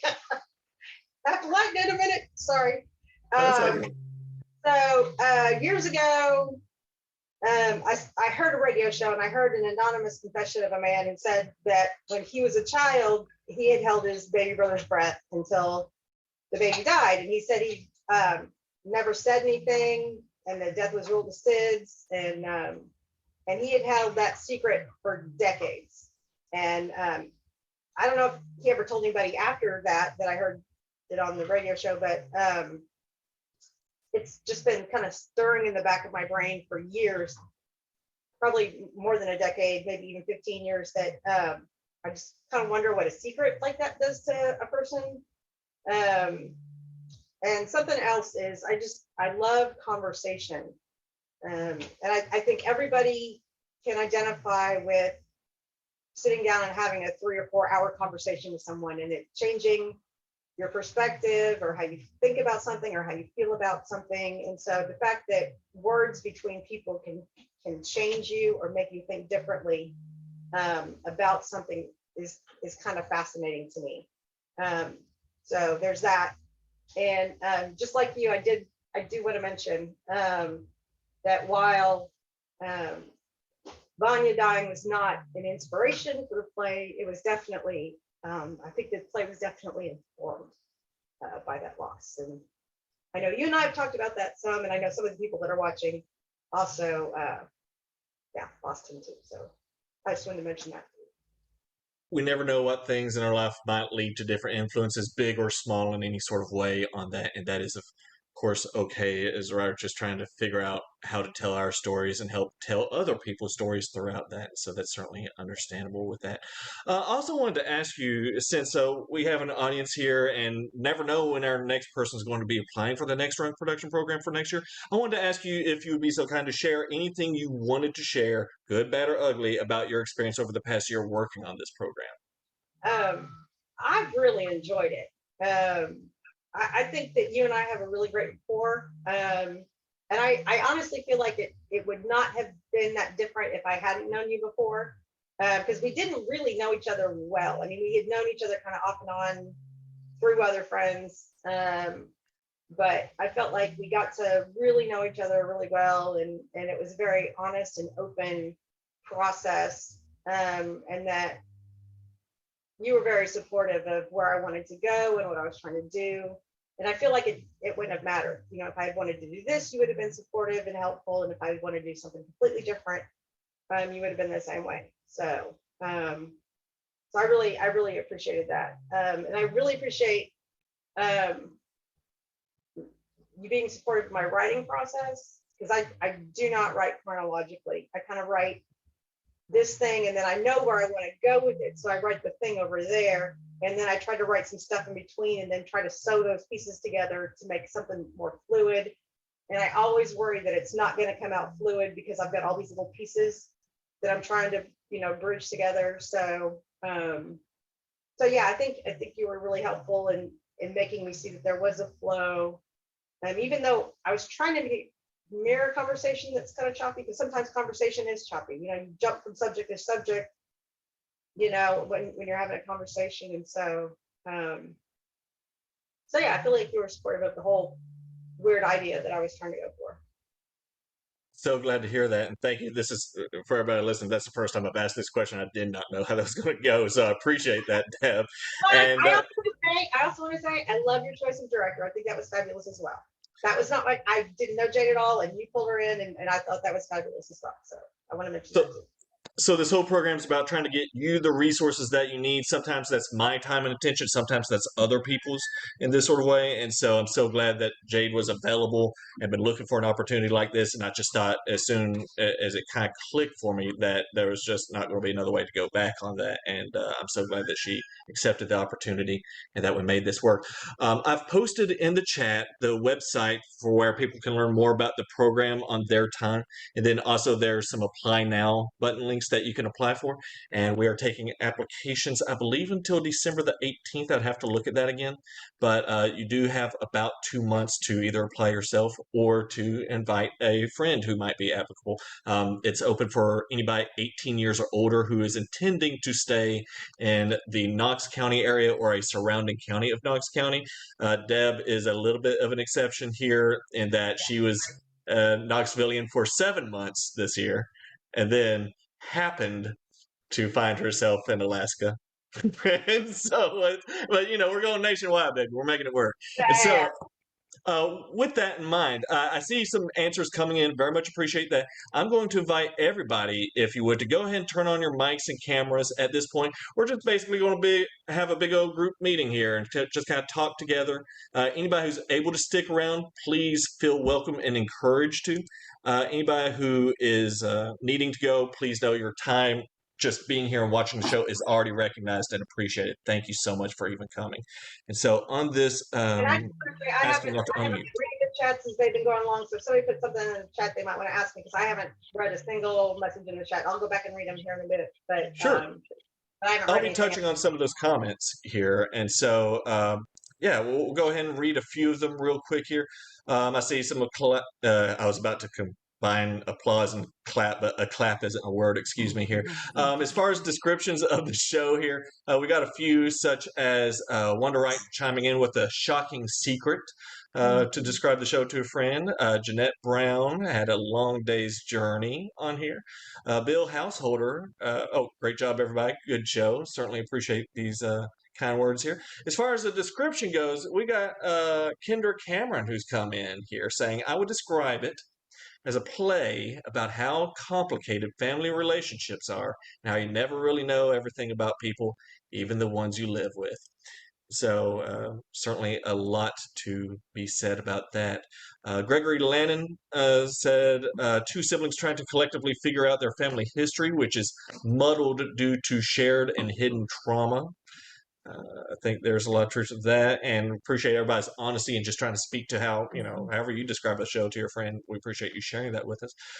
Aaron says, 4 histories, 2 distinct perspectives, 1 relationship, and life-altering secret. And then Allison Cry says, things are rarely as they seem, especially in families. Well done, everybody. And then Wonder One, I assume that is your birth name, Wonder One. I forgive me for a joke, but I do appreciate you being here. Says, 2 siblings privately exploring loss and each other. Very heartfelt and well done relations, believable. And so I have been corrected that is not Aaron, that is Sarah.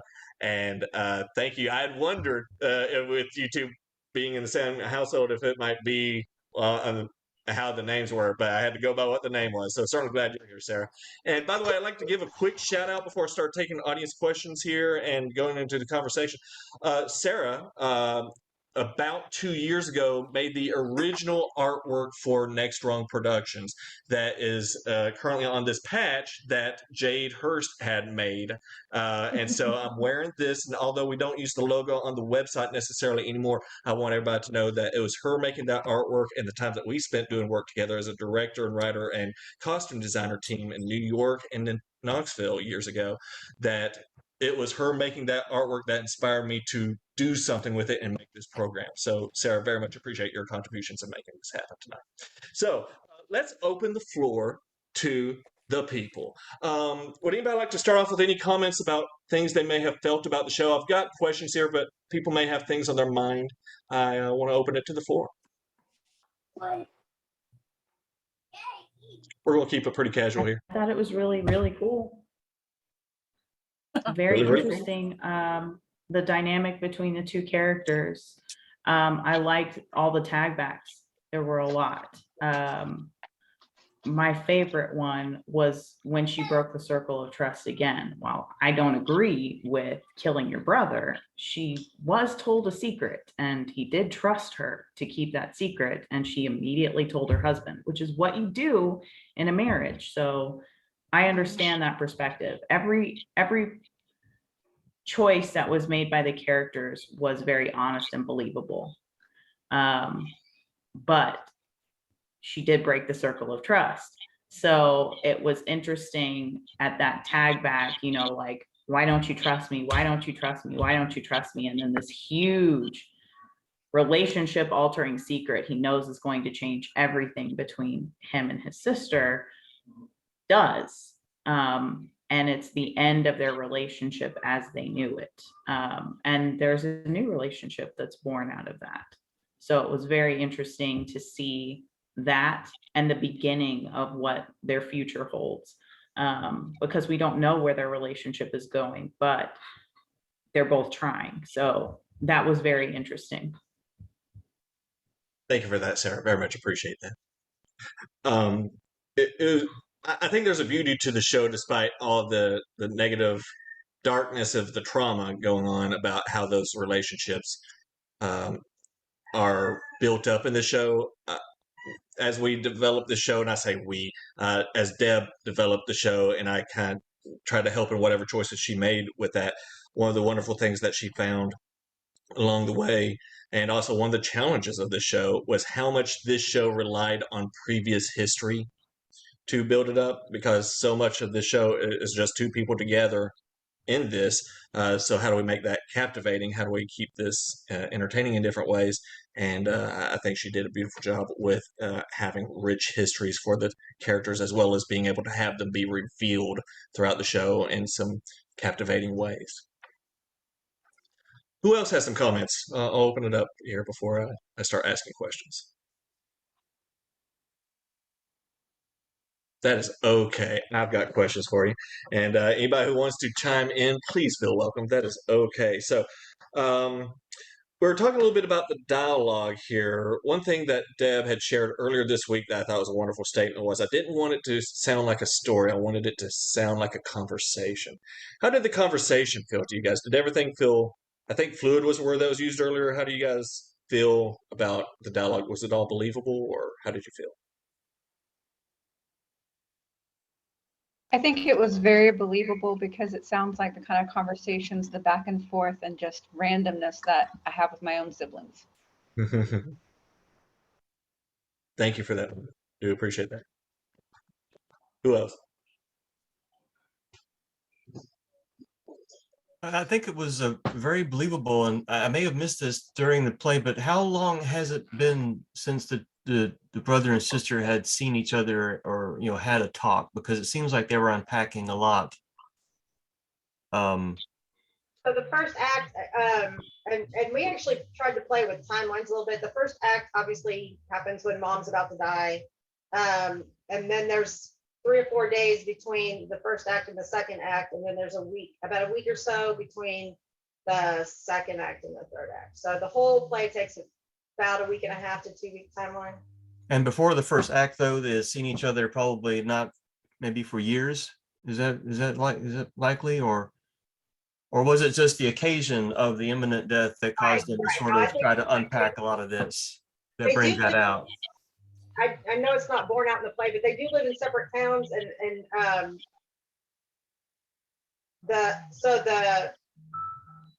I call them 1 and 2. The brother is 2 and the sister is 1, so that the casting could be either gender. So when I say number 2, I'm talking about the brother. When I say number 1, I'm talking about the sister. If you hear me say 1 or 2, but 2 lives in town where mom and dad. So mom and dad divorced. Mom and dad still live in the same town. 2 lives in the same town with them, but doesn't necessarily live with either one of them.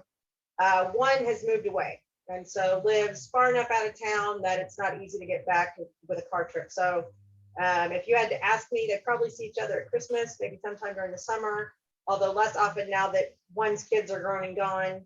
As families do, you just don't, when your kids are grown and gone, you don't hang out with your siblings as much. Or that's the case that happened in my family. When my grandparents died, I just didn't see my cousins as much.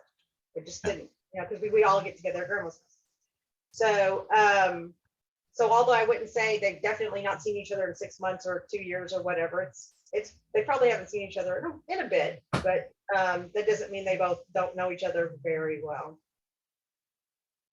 So then this is a good time to ask for the rest of the audience, were you able to follow along timeline-wise what was happening with the script, or did you find that it even mattered that much for you? Well, I think that there was enough, of context to understand that the timeline overall. I really want to ask a separate question about the casting decision with like flipping the genders.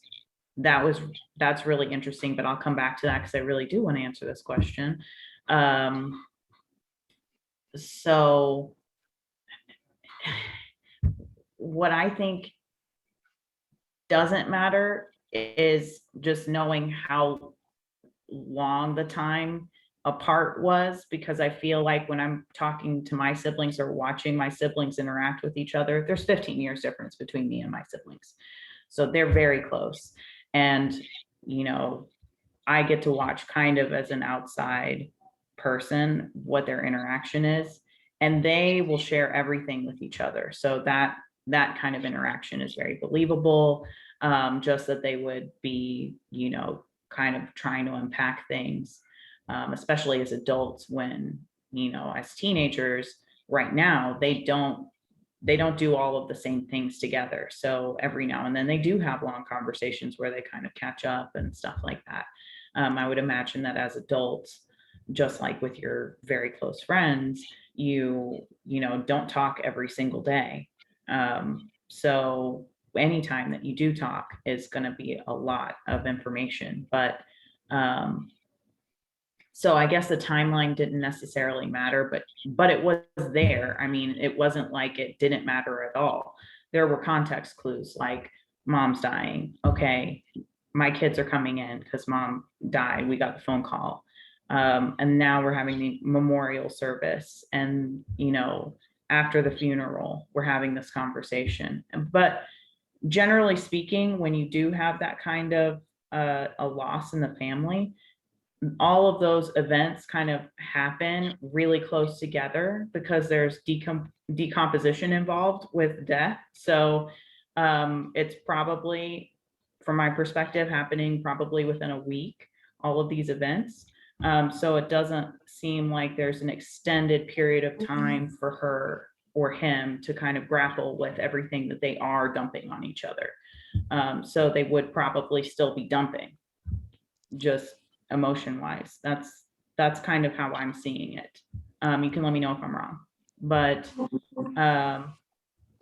whether or not you're wrong, we want to hear your impression of it. So that's great. What was that? Can I go back to the casting question? That was You're my next one. 1 and 2. Yeah. I'll take this one.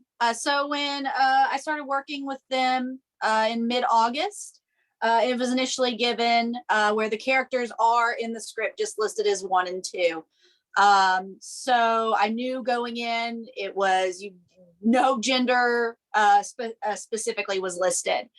So throughout our workshop process, we had a reading with 2 women, with 2 men, and then with an older brother and a younger sister. Oh. And initially when I read it, I saw little boys playing chicken. And I was all like, okay, I'm gonna have 2 guys. And I had my heart set on that until don't blush, I heard Juliana read. As soon as I heard Juliana read, I said, no, I need a little sister, and I really want a big brother. And that was as simple as that. Like, as soon as I saw Juliana the first time, I was like, this is the show. I think that's so powerful that, Deb gave you the power to kind of add into the story from your own perspective, how you feel the story should be told. And a lot of writers will kind of set something in stone, and then a director kind of has to take it and kind of frame it in the lens of how they, try and be honest with how the story was meant to be told. And in this case, she's kind of giving you a pen to write in a little bit of the story. That's really powerful. That's cool collaboration. That was what was really great about Deb. I got a few drafts pretty early on, so I got to hear her insights. I got to ask questions before I made those decisions. And I'd never met her before. Harrison should have just sort of brought me in, and it was, you get the first draft that I had, the characters didn't have names, we didn't have titles, and we didn't have stage directions. And she just said, well, what do you see in your head? Like, let's go. And it's been really great. I've always kind of checked with her to make sure that we're doing stuff right. I had her sit in a rehearsal, give her feedback, just talk through it. So it was a phenomenal first directing opportunity. Yeah, but it became y'all's baby too. Yeah, Deb was just great. Harrison's been great. It was awesome. I just comment for a second before we move on. I just want to say, the first theater production I did, I was in 3rd grade. I had done theater so much when I was in college. I was involved in every single production. So I am a theater nerd through and through. You cut me in half and you'll see theater all the way down to the bone. And so I am fully aware no play is ever done according to the script, ever. It's never going to be perfect. And that's one of the beautiful things about theater. It's never going to be perfect. And so I've been in knowing that there's no way that every word that I write down is ever going to make it on. So I had that flexibility already. And I like for directors, and whenever I've directed a show, the first thing I do is mark out stage directions. I just ignore them. And what do I see in the production? And so when I wrote it, I very deliberately did not want to write stage directions. I did not want to, because I want each director to have their own vision of what the play should be, because that to me is a living document. Then if a director can take it and make it their own, if actors can take it and make it their own, which is one of the reasons why I did not want there to be genders, because I wanted it to be as changeable as the show, because I felt like the more malleable the show is, the better the show it is. And that's how I feel about it anyway. That the more universal it is, the better the show is. So anyway, that universality was certainly important going throughout this. I'm so glad that I had some experience in diving into that sort of thing beforehand with some people in here had seen the play Raft that I'd co-written with Carolyn Thomas at that time. And then I guess about a year later, here I am helping you with something of a similar challenge of having gender fluid roles and it needing to be available for anybody that wanted to be available for it, gender blind in that sort of way.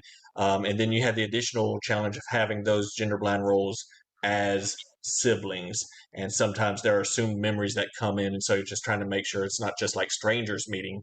You now have a built-in history. How do you make history that could go either way? And so it was really fascinating to see how that came through with it. I wanted to ask everybody, were there ever any parts here where the motivations of characters ever felt unclear? Just want to make sure that if there are speed bumps, that I'm opening up a space for you to, constructively talk about, or at least name it as you saw it, and we could take that as we need to. Were there any points where motivations or storyline felt unclear?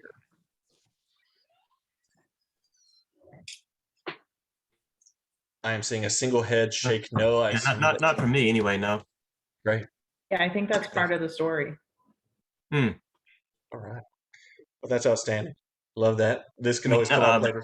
I mean, not being able to talk about these really important things is why trauma sometimes lingers like this. And this is them trying to unravel all this because it has been hidden all these years. So it's like Aaron, the Aaron window said.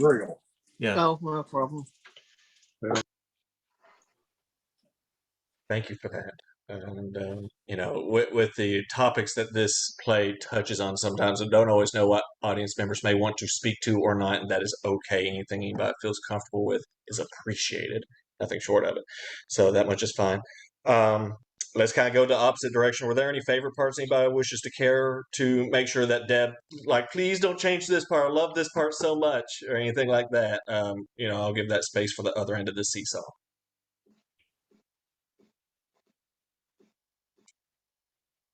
When the big secret was revealed, it was the leading up to it. I was like, literally, my jaw just dropped open. I was just like, what? And so, yeah, it was definitely a shock. Certainly. That moment packs a punch. I see iPhone Casey coming in. What's going on? Hi, Harrison. One of my favorite parts was what do you remember? With the death of my parents, not after my father died first and then my mother died second. And after my mother died and they were both gone, the amount of sharing that the sisters and I had was exponentially,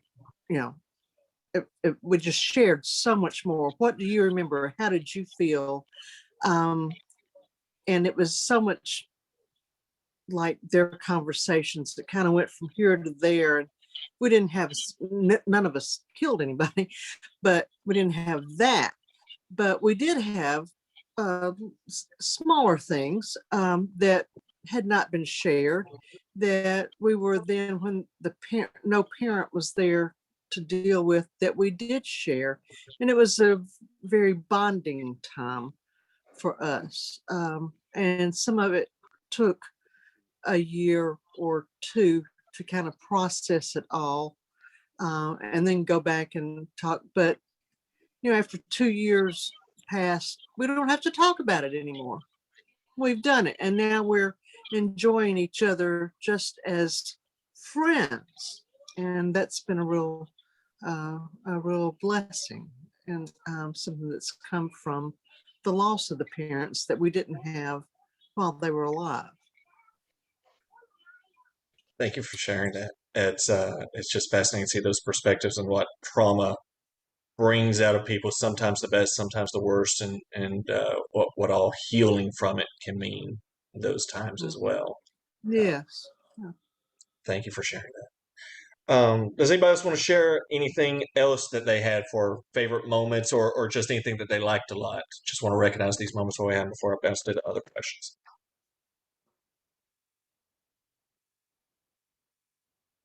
Great, we'll move on. And I see our participants are dwindling down just a little bit. That's totally okay. Thank you for everybody that's been staying with us. I expect that we'll probably talk another 5 or 10 minutes, give or take. We'll see where our conversations go. We might be here all night. We won't be here all night, but we might be. It sounds more exciting when you say that. But either way, let me ask you all this. There's a lot of stories going on about the hiking memories. What did the hiking memories add for you for the story?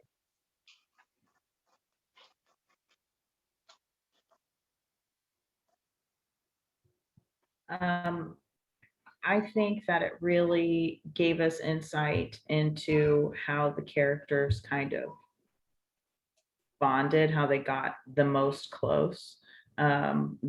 Clearly those memories were the strongest for them, as siblings, as the things that bonded them the most, and kind of where they made their stand just as people with each other.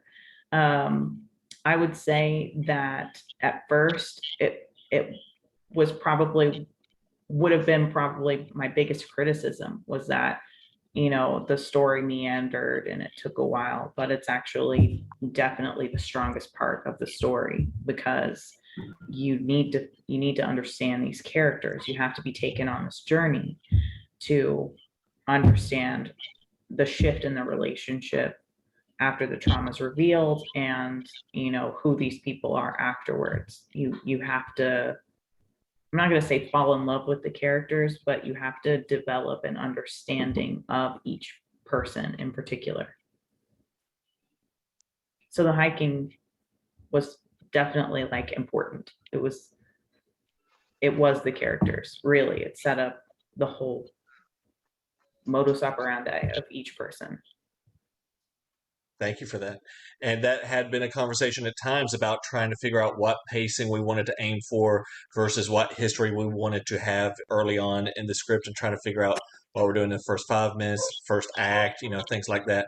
And I'm glad to see that you found that rewarding in that sort of way. And I also appreciate you acknowledging what that initial feeling was for you. We want to be aware of these things as well as the play develops. So thank you for that.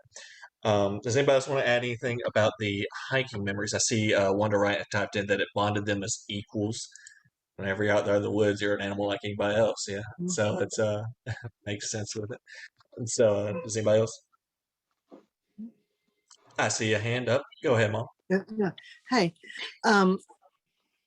it's an emotional time, and you talk about the things that were important to you, things that you remember. And I thought that was just something that was important to them, and that they had kept or not kept from the parent, and the sharing, and it's a time when you do share things that you might not have shared. You obviously had not shared before, but you don't have the parent there to judge you anymore, and you can justify or explain or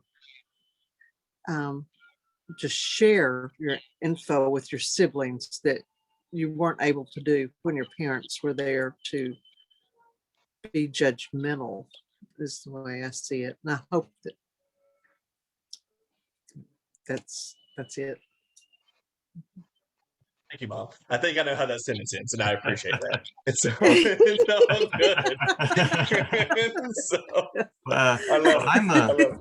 I'm an avid hiker myself, and I saw the hiking as like a sort of a metaphor for when you go out, when you're hitting a trail for the first time. Even if you have well-established trails and even a map, you are in, to you, uncharted territory. And so that's what it is dealing with in this play, because you've got the two characters who are wandering around this big traumatic secret that's been held all these years. And so you have that sort of idea of being in the wilderness, so to speak, because there's something these characters haven't shared yet until toward the end of the play.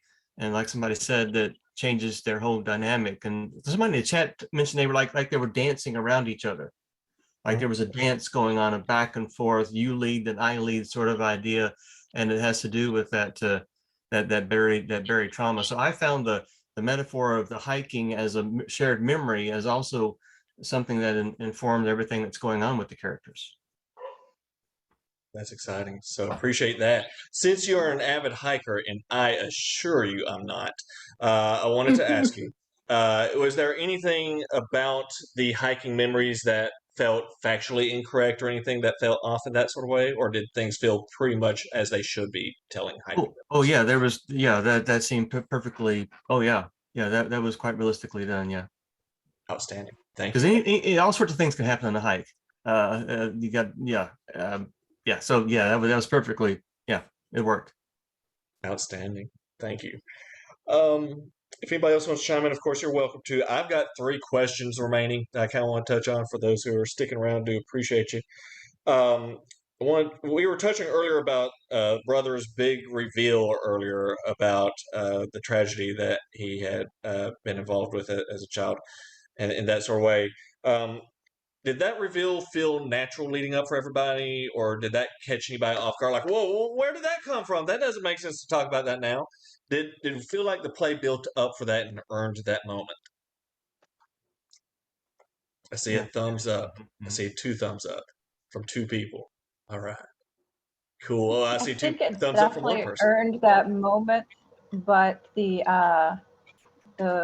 what he revealed, I was like, whoa, I did not see that coming. Sure. And I see another thumbs up, and I appreciate that, Wanda. So thank you. Yeah, it's fascinating trying to play with that sense of a reveal in a show, because yes, surprises. People often talk about, oh, what the surprise, what the big twist of a show is, right? But there are times where I feel like this script does a good job building up to the moment without necessarily revealing what that moment is until you get there.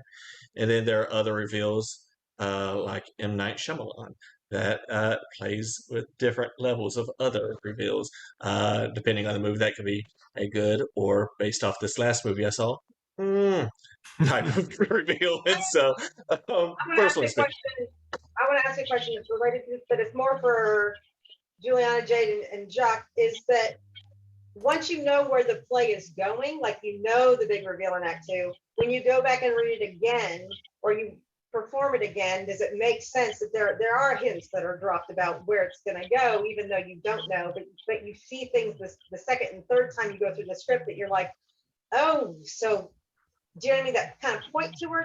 Do you know what I mean? Like, because you guys are, you 3, 4, I guess Harrison too, are the only ones that have experienced the script multiple times that way.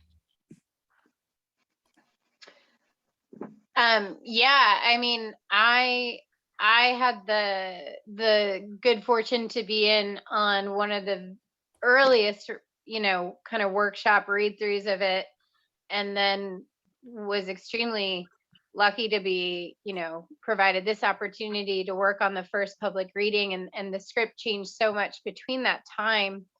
But yeah, I mean, I can remember after the first rehearsal, and then going into the second rehearsal, there were lines that would stick out to me. Like, I was like, oh my God, like, how did I even miss that before? And so it's an amazingly intricate script, and such a pleasure to get to continue just to keep rehearsing it, because you do find new things, I think, every time, which makes it fun. And with this one especially, more than most other things I've seen, just as a performer, the listening aspect for the performer is so huge in this one. I mean, with a lot of other things, you sort of know what a reaction is coming and you know how to pace it. With this one, you really have to listen to what the other one is saying and how you would react to it, hearing it for the first time. In this text, it sticks out more than most other ones I've run into. It really does. Mm-hmm. And so the first read through didn't see it quite so much, but after that, yes, that came through the callbacks in Act 1 and the first part of Act 2 before the stuff is revealed. Yeah. That's outstanding, and it's fascinating to hear about that listening aspect on it, partly because of the short rehearsal process that we had. We had about 4 rehearsals leading up to this, never minding the 3 private workshops that we had, building up the script more. And so certainly got to listen during that time to see what's happening. But then also had 2 wonderful performers here that historically have been able to play so well in different ways, given off any given performance or line and a change and different performances. It's just so nice to see. I think of what David Alley taught me whenever I was at UT about acting as reacting, and you guys each reacted beautifully throughout this. No matter what the other person gave, I always felt like you were each inside of the story. And it was like that from rehearsal 1. That was what was really brilliant about it, was just down from when tone would change just instinctively, when one of them would get louder, one would get quieter, one would, or one would get louder back. The body language that they had between each in the first reading was just incredible. Seeing Juliana get up in the camera, and based on the conversation, Jacques would either move in closer or move farther away. I mean, that just it was incredible to watch how, like, every single rehearsal it was finding something else that would just add another layer and add another layer to it. It was great to see it. It really was. I've got two more questions, and then we'll dismiss everybody. And of course, you're welcome to leave before I dismiss you. You don't need my permission, right? We're all adults here. At least I hope so with this adult content in the show. Are there things you wished from this script that you didn't get? Were there moments, maybe like loose ends that didn't get tied or anything like that, that ever felt like that didn't get connected in a way you wished for? That's part of it. So I don't think there's anything that needs to change, really. All the things Right. that I would have criticized were all part of it. It was part of the ride, part of the journey. That's outstanding. Thank you. Anybody else? No? Cool. All right, last question I got. At one point in the show's run, we were talking about titles of this. This play had been untitled for a while, much like Deb's previous play, which is a 40-minute powerhouse of a script, if anybody ever gets a chance to read it. And then beyond that, once we got into this, we originally ran with the title Siblings and was testing that out before getting to this title, Without a Map. What does Without a Map invoke for you, and do you feel like that fits this show?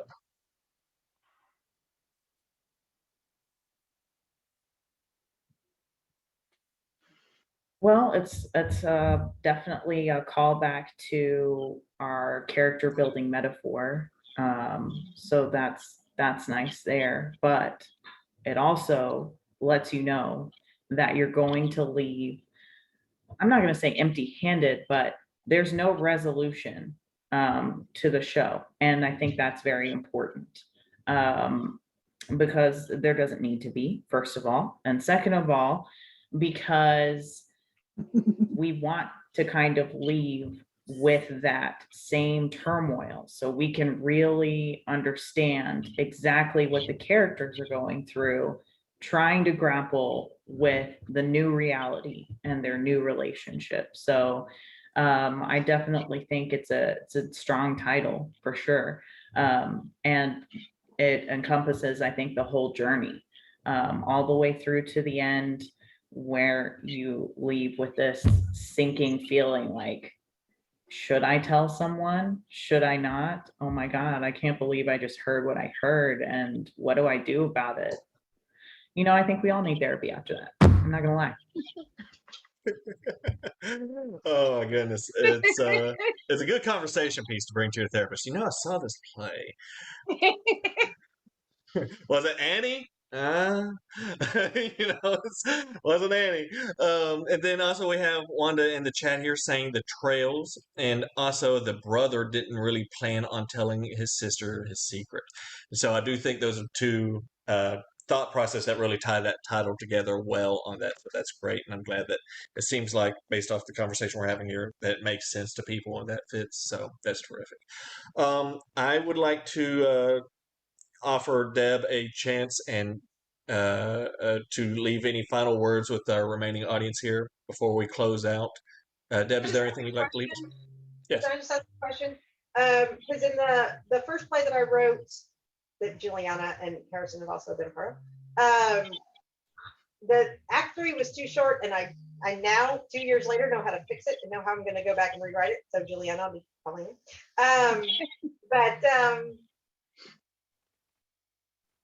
The third act is definitely shorter than the other two. Does it feel too short? Is there something more that we need in the third act? Because I feel like to me, when character 1 is just like, I need more time, that's where I don't feel like there's anything more to say after character 1 or the sister says, I need more time. And I just feel like that's where we have to leave it. But maybe there needs to be some more hashing out or some more, I don't know what. So do I need to write more in act 3 is what I kind of need to know. What do I want to know? I would really say I understand the pacing. I understand it. Given the dialogue and what we're going through in this journey, I understand the pacing. if you wanted to chop it up, there is a way to make it a 2-act for sure. Do I think it makes it better? No, I don't think that really anything needs to change, honestly, unless you want it to move at a clip where people are like, really, on the edge of their seats the whole time. But I don't think that's the relationship that we have with these characters. I think that what we're doing is growing with them in the first act. Then we kind of get the, okay, now what are we doing in the second act? They're planning, they're talking, and then she's really like, I need to know whatever we've been dancing around for years. And, and then we see him become very vulnerable in that, the final scenes where we're in this extremely vulnerable moment with them. And then, we get a minute to like, okay, well, this just happened. How do they talk again? And then in the third act, we see how they talk again, and, more tag backs. And, we get no resolution. So at that point, I think that it's safe to say that we kind of need that pacing. There's not, unless you're cutting out some character building moments, there's nothing that I would change there. You don't have to have the exact same time in every act. The power comes behind the story you're trying to tell. So I don't think you should necessarily be concerned with how the audience is feeling in terms of how much time. Because we're right now, like in the first act, you're sitting there like, okay, all right, where's this going? If you're a smart person, then you kind of see that there's something there that they might be dancing around. But if you're just listening to two people talking, you might get just a little bit like, I don't know what's happening, Then in the second act, you're like, all right, here we go. And out of nowhere, boom, conflict. And then you get the third act to try and, grapple with it at the same time. So it's like, it's really how much do you want to placate or cater to your audience? Or do you have a story that is so important, you need to tell it in this way? I think those are the two lenses that you need to view it, rather than like asking the audience, what do I need to change to make you more comfortable? That's not the point of the show. The point of the show is not to be comfortable. So, yeah, I disagree. Don't ask this question. Okay, I'll take the heat for that question. I asked it, and I kind of like to see, even if we don't take the suggestion of changing it, seeing where that pressure point is with an audience. So I appreciate that, knowing that you and I come from UT training in that sort of way, that you also agree it's not necessarily the best question that sort of way, but I still kind of like to probe a little bit and just give that space for it, because sometimes it can lead to some interesting conversation despite the risks with it. You're fired, Harrison. Get out. The other part about Act 3 that's great is it's one of the few aftermath scenes that I've seen in drama that really works. Yeah. I mean, aftermaths are really hard to get right because you've got the climax and it's what you do afterwards that can determine where it goes. But this is just the right aftermath because we don't know what's going to happen next, and neither do they. So, well, yeah, I totally agree with you, Jacques. I mean, it's like something like this can't be tied up in a perfect little bow. No, you can't. And that's life. That is actual fucking life. Yep. That's real. So yeah, I mean, I love it. I love it because I just feel like you're just sitting there with all of this stuff that you've just gone through, and everyone is, the actors are, the audience is, and you're all trying to navigate where we go from here, Yeah. And we're all navigating without a map. Without a map. Hey, all right. So I regret nothing about it. Look, All right. I'd like to close on that note with the audience at this time. So, for those of you that have stuck around, of course, everybody else, but you guys have stuck around to the end. Thank you, thank you, thank you so much for your time and your attention and your interest. And that's what this whole program is about, just trying to continue to build up scripts here and do everything we can, trying to help a local playwright each year because I think Knoxville's got something to say. And Deb, I think, has come up with something of a powerful work here. And I'm excited to see what she continues to write, much like she did previously before this program. I'm so glad to be a part of helping her in any sort of way she needed with this. And so much of this was her. Please know that. Like, I was just there, like, hey, do you need somebody to read this with? And what else do you need? Like, what do you need for you to do you on this? And That is so, not true. You were my therapist throughout this project. That's what you were. we were each other's therapists at different times on this. And so, with that in mind, I'd like to thank everybody for being part of this. We plan to do a reading once a year right now, as I help one playwright per year at this time. And again, applications have opened. So if you know somebody in the Knoxville area, you are welcome to send them my way. And put in an application, and we'll be considering them at the end of the year. And in 2022, I'll see all of you back here next year, fingers crossed, and we'll have another great Knoxville play so we can bring this out. Thank you so much. I hope you guys have a great rest of the night, and enjoy your weekend. Take care. Can you stay on just a second here?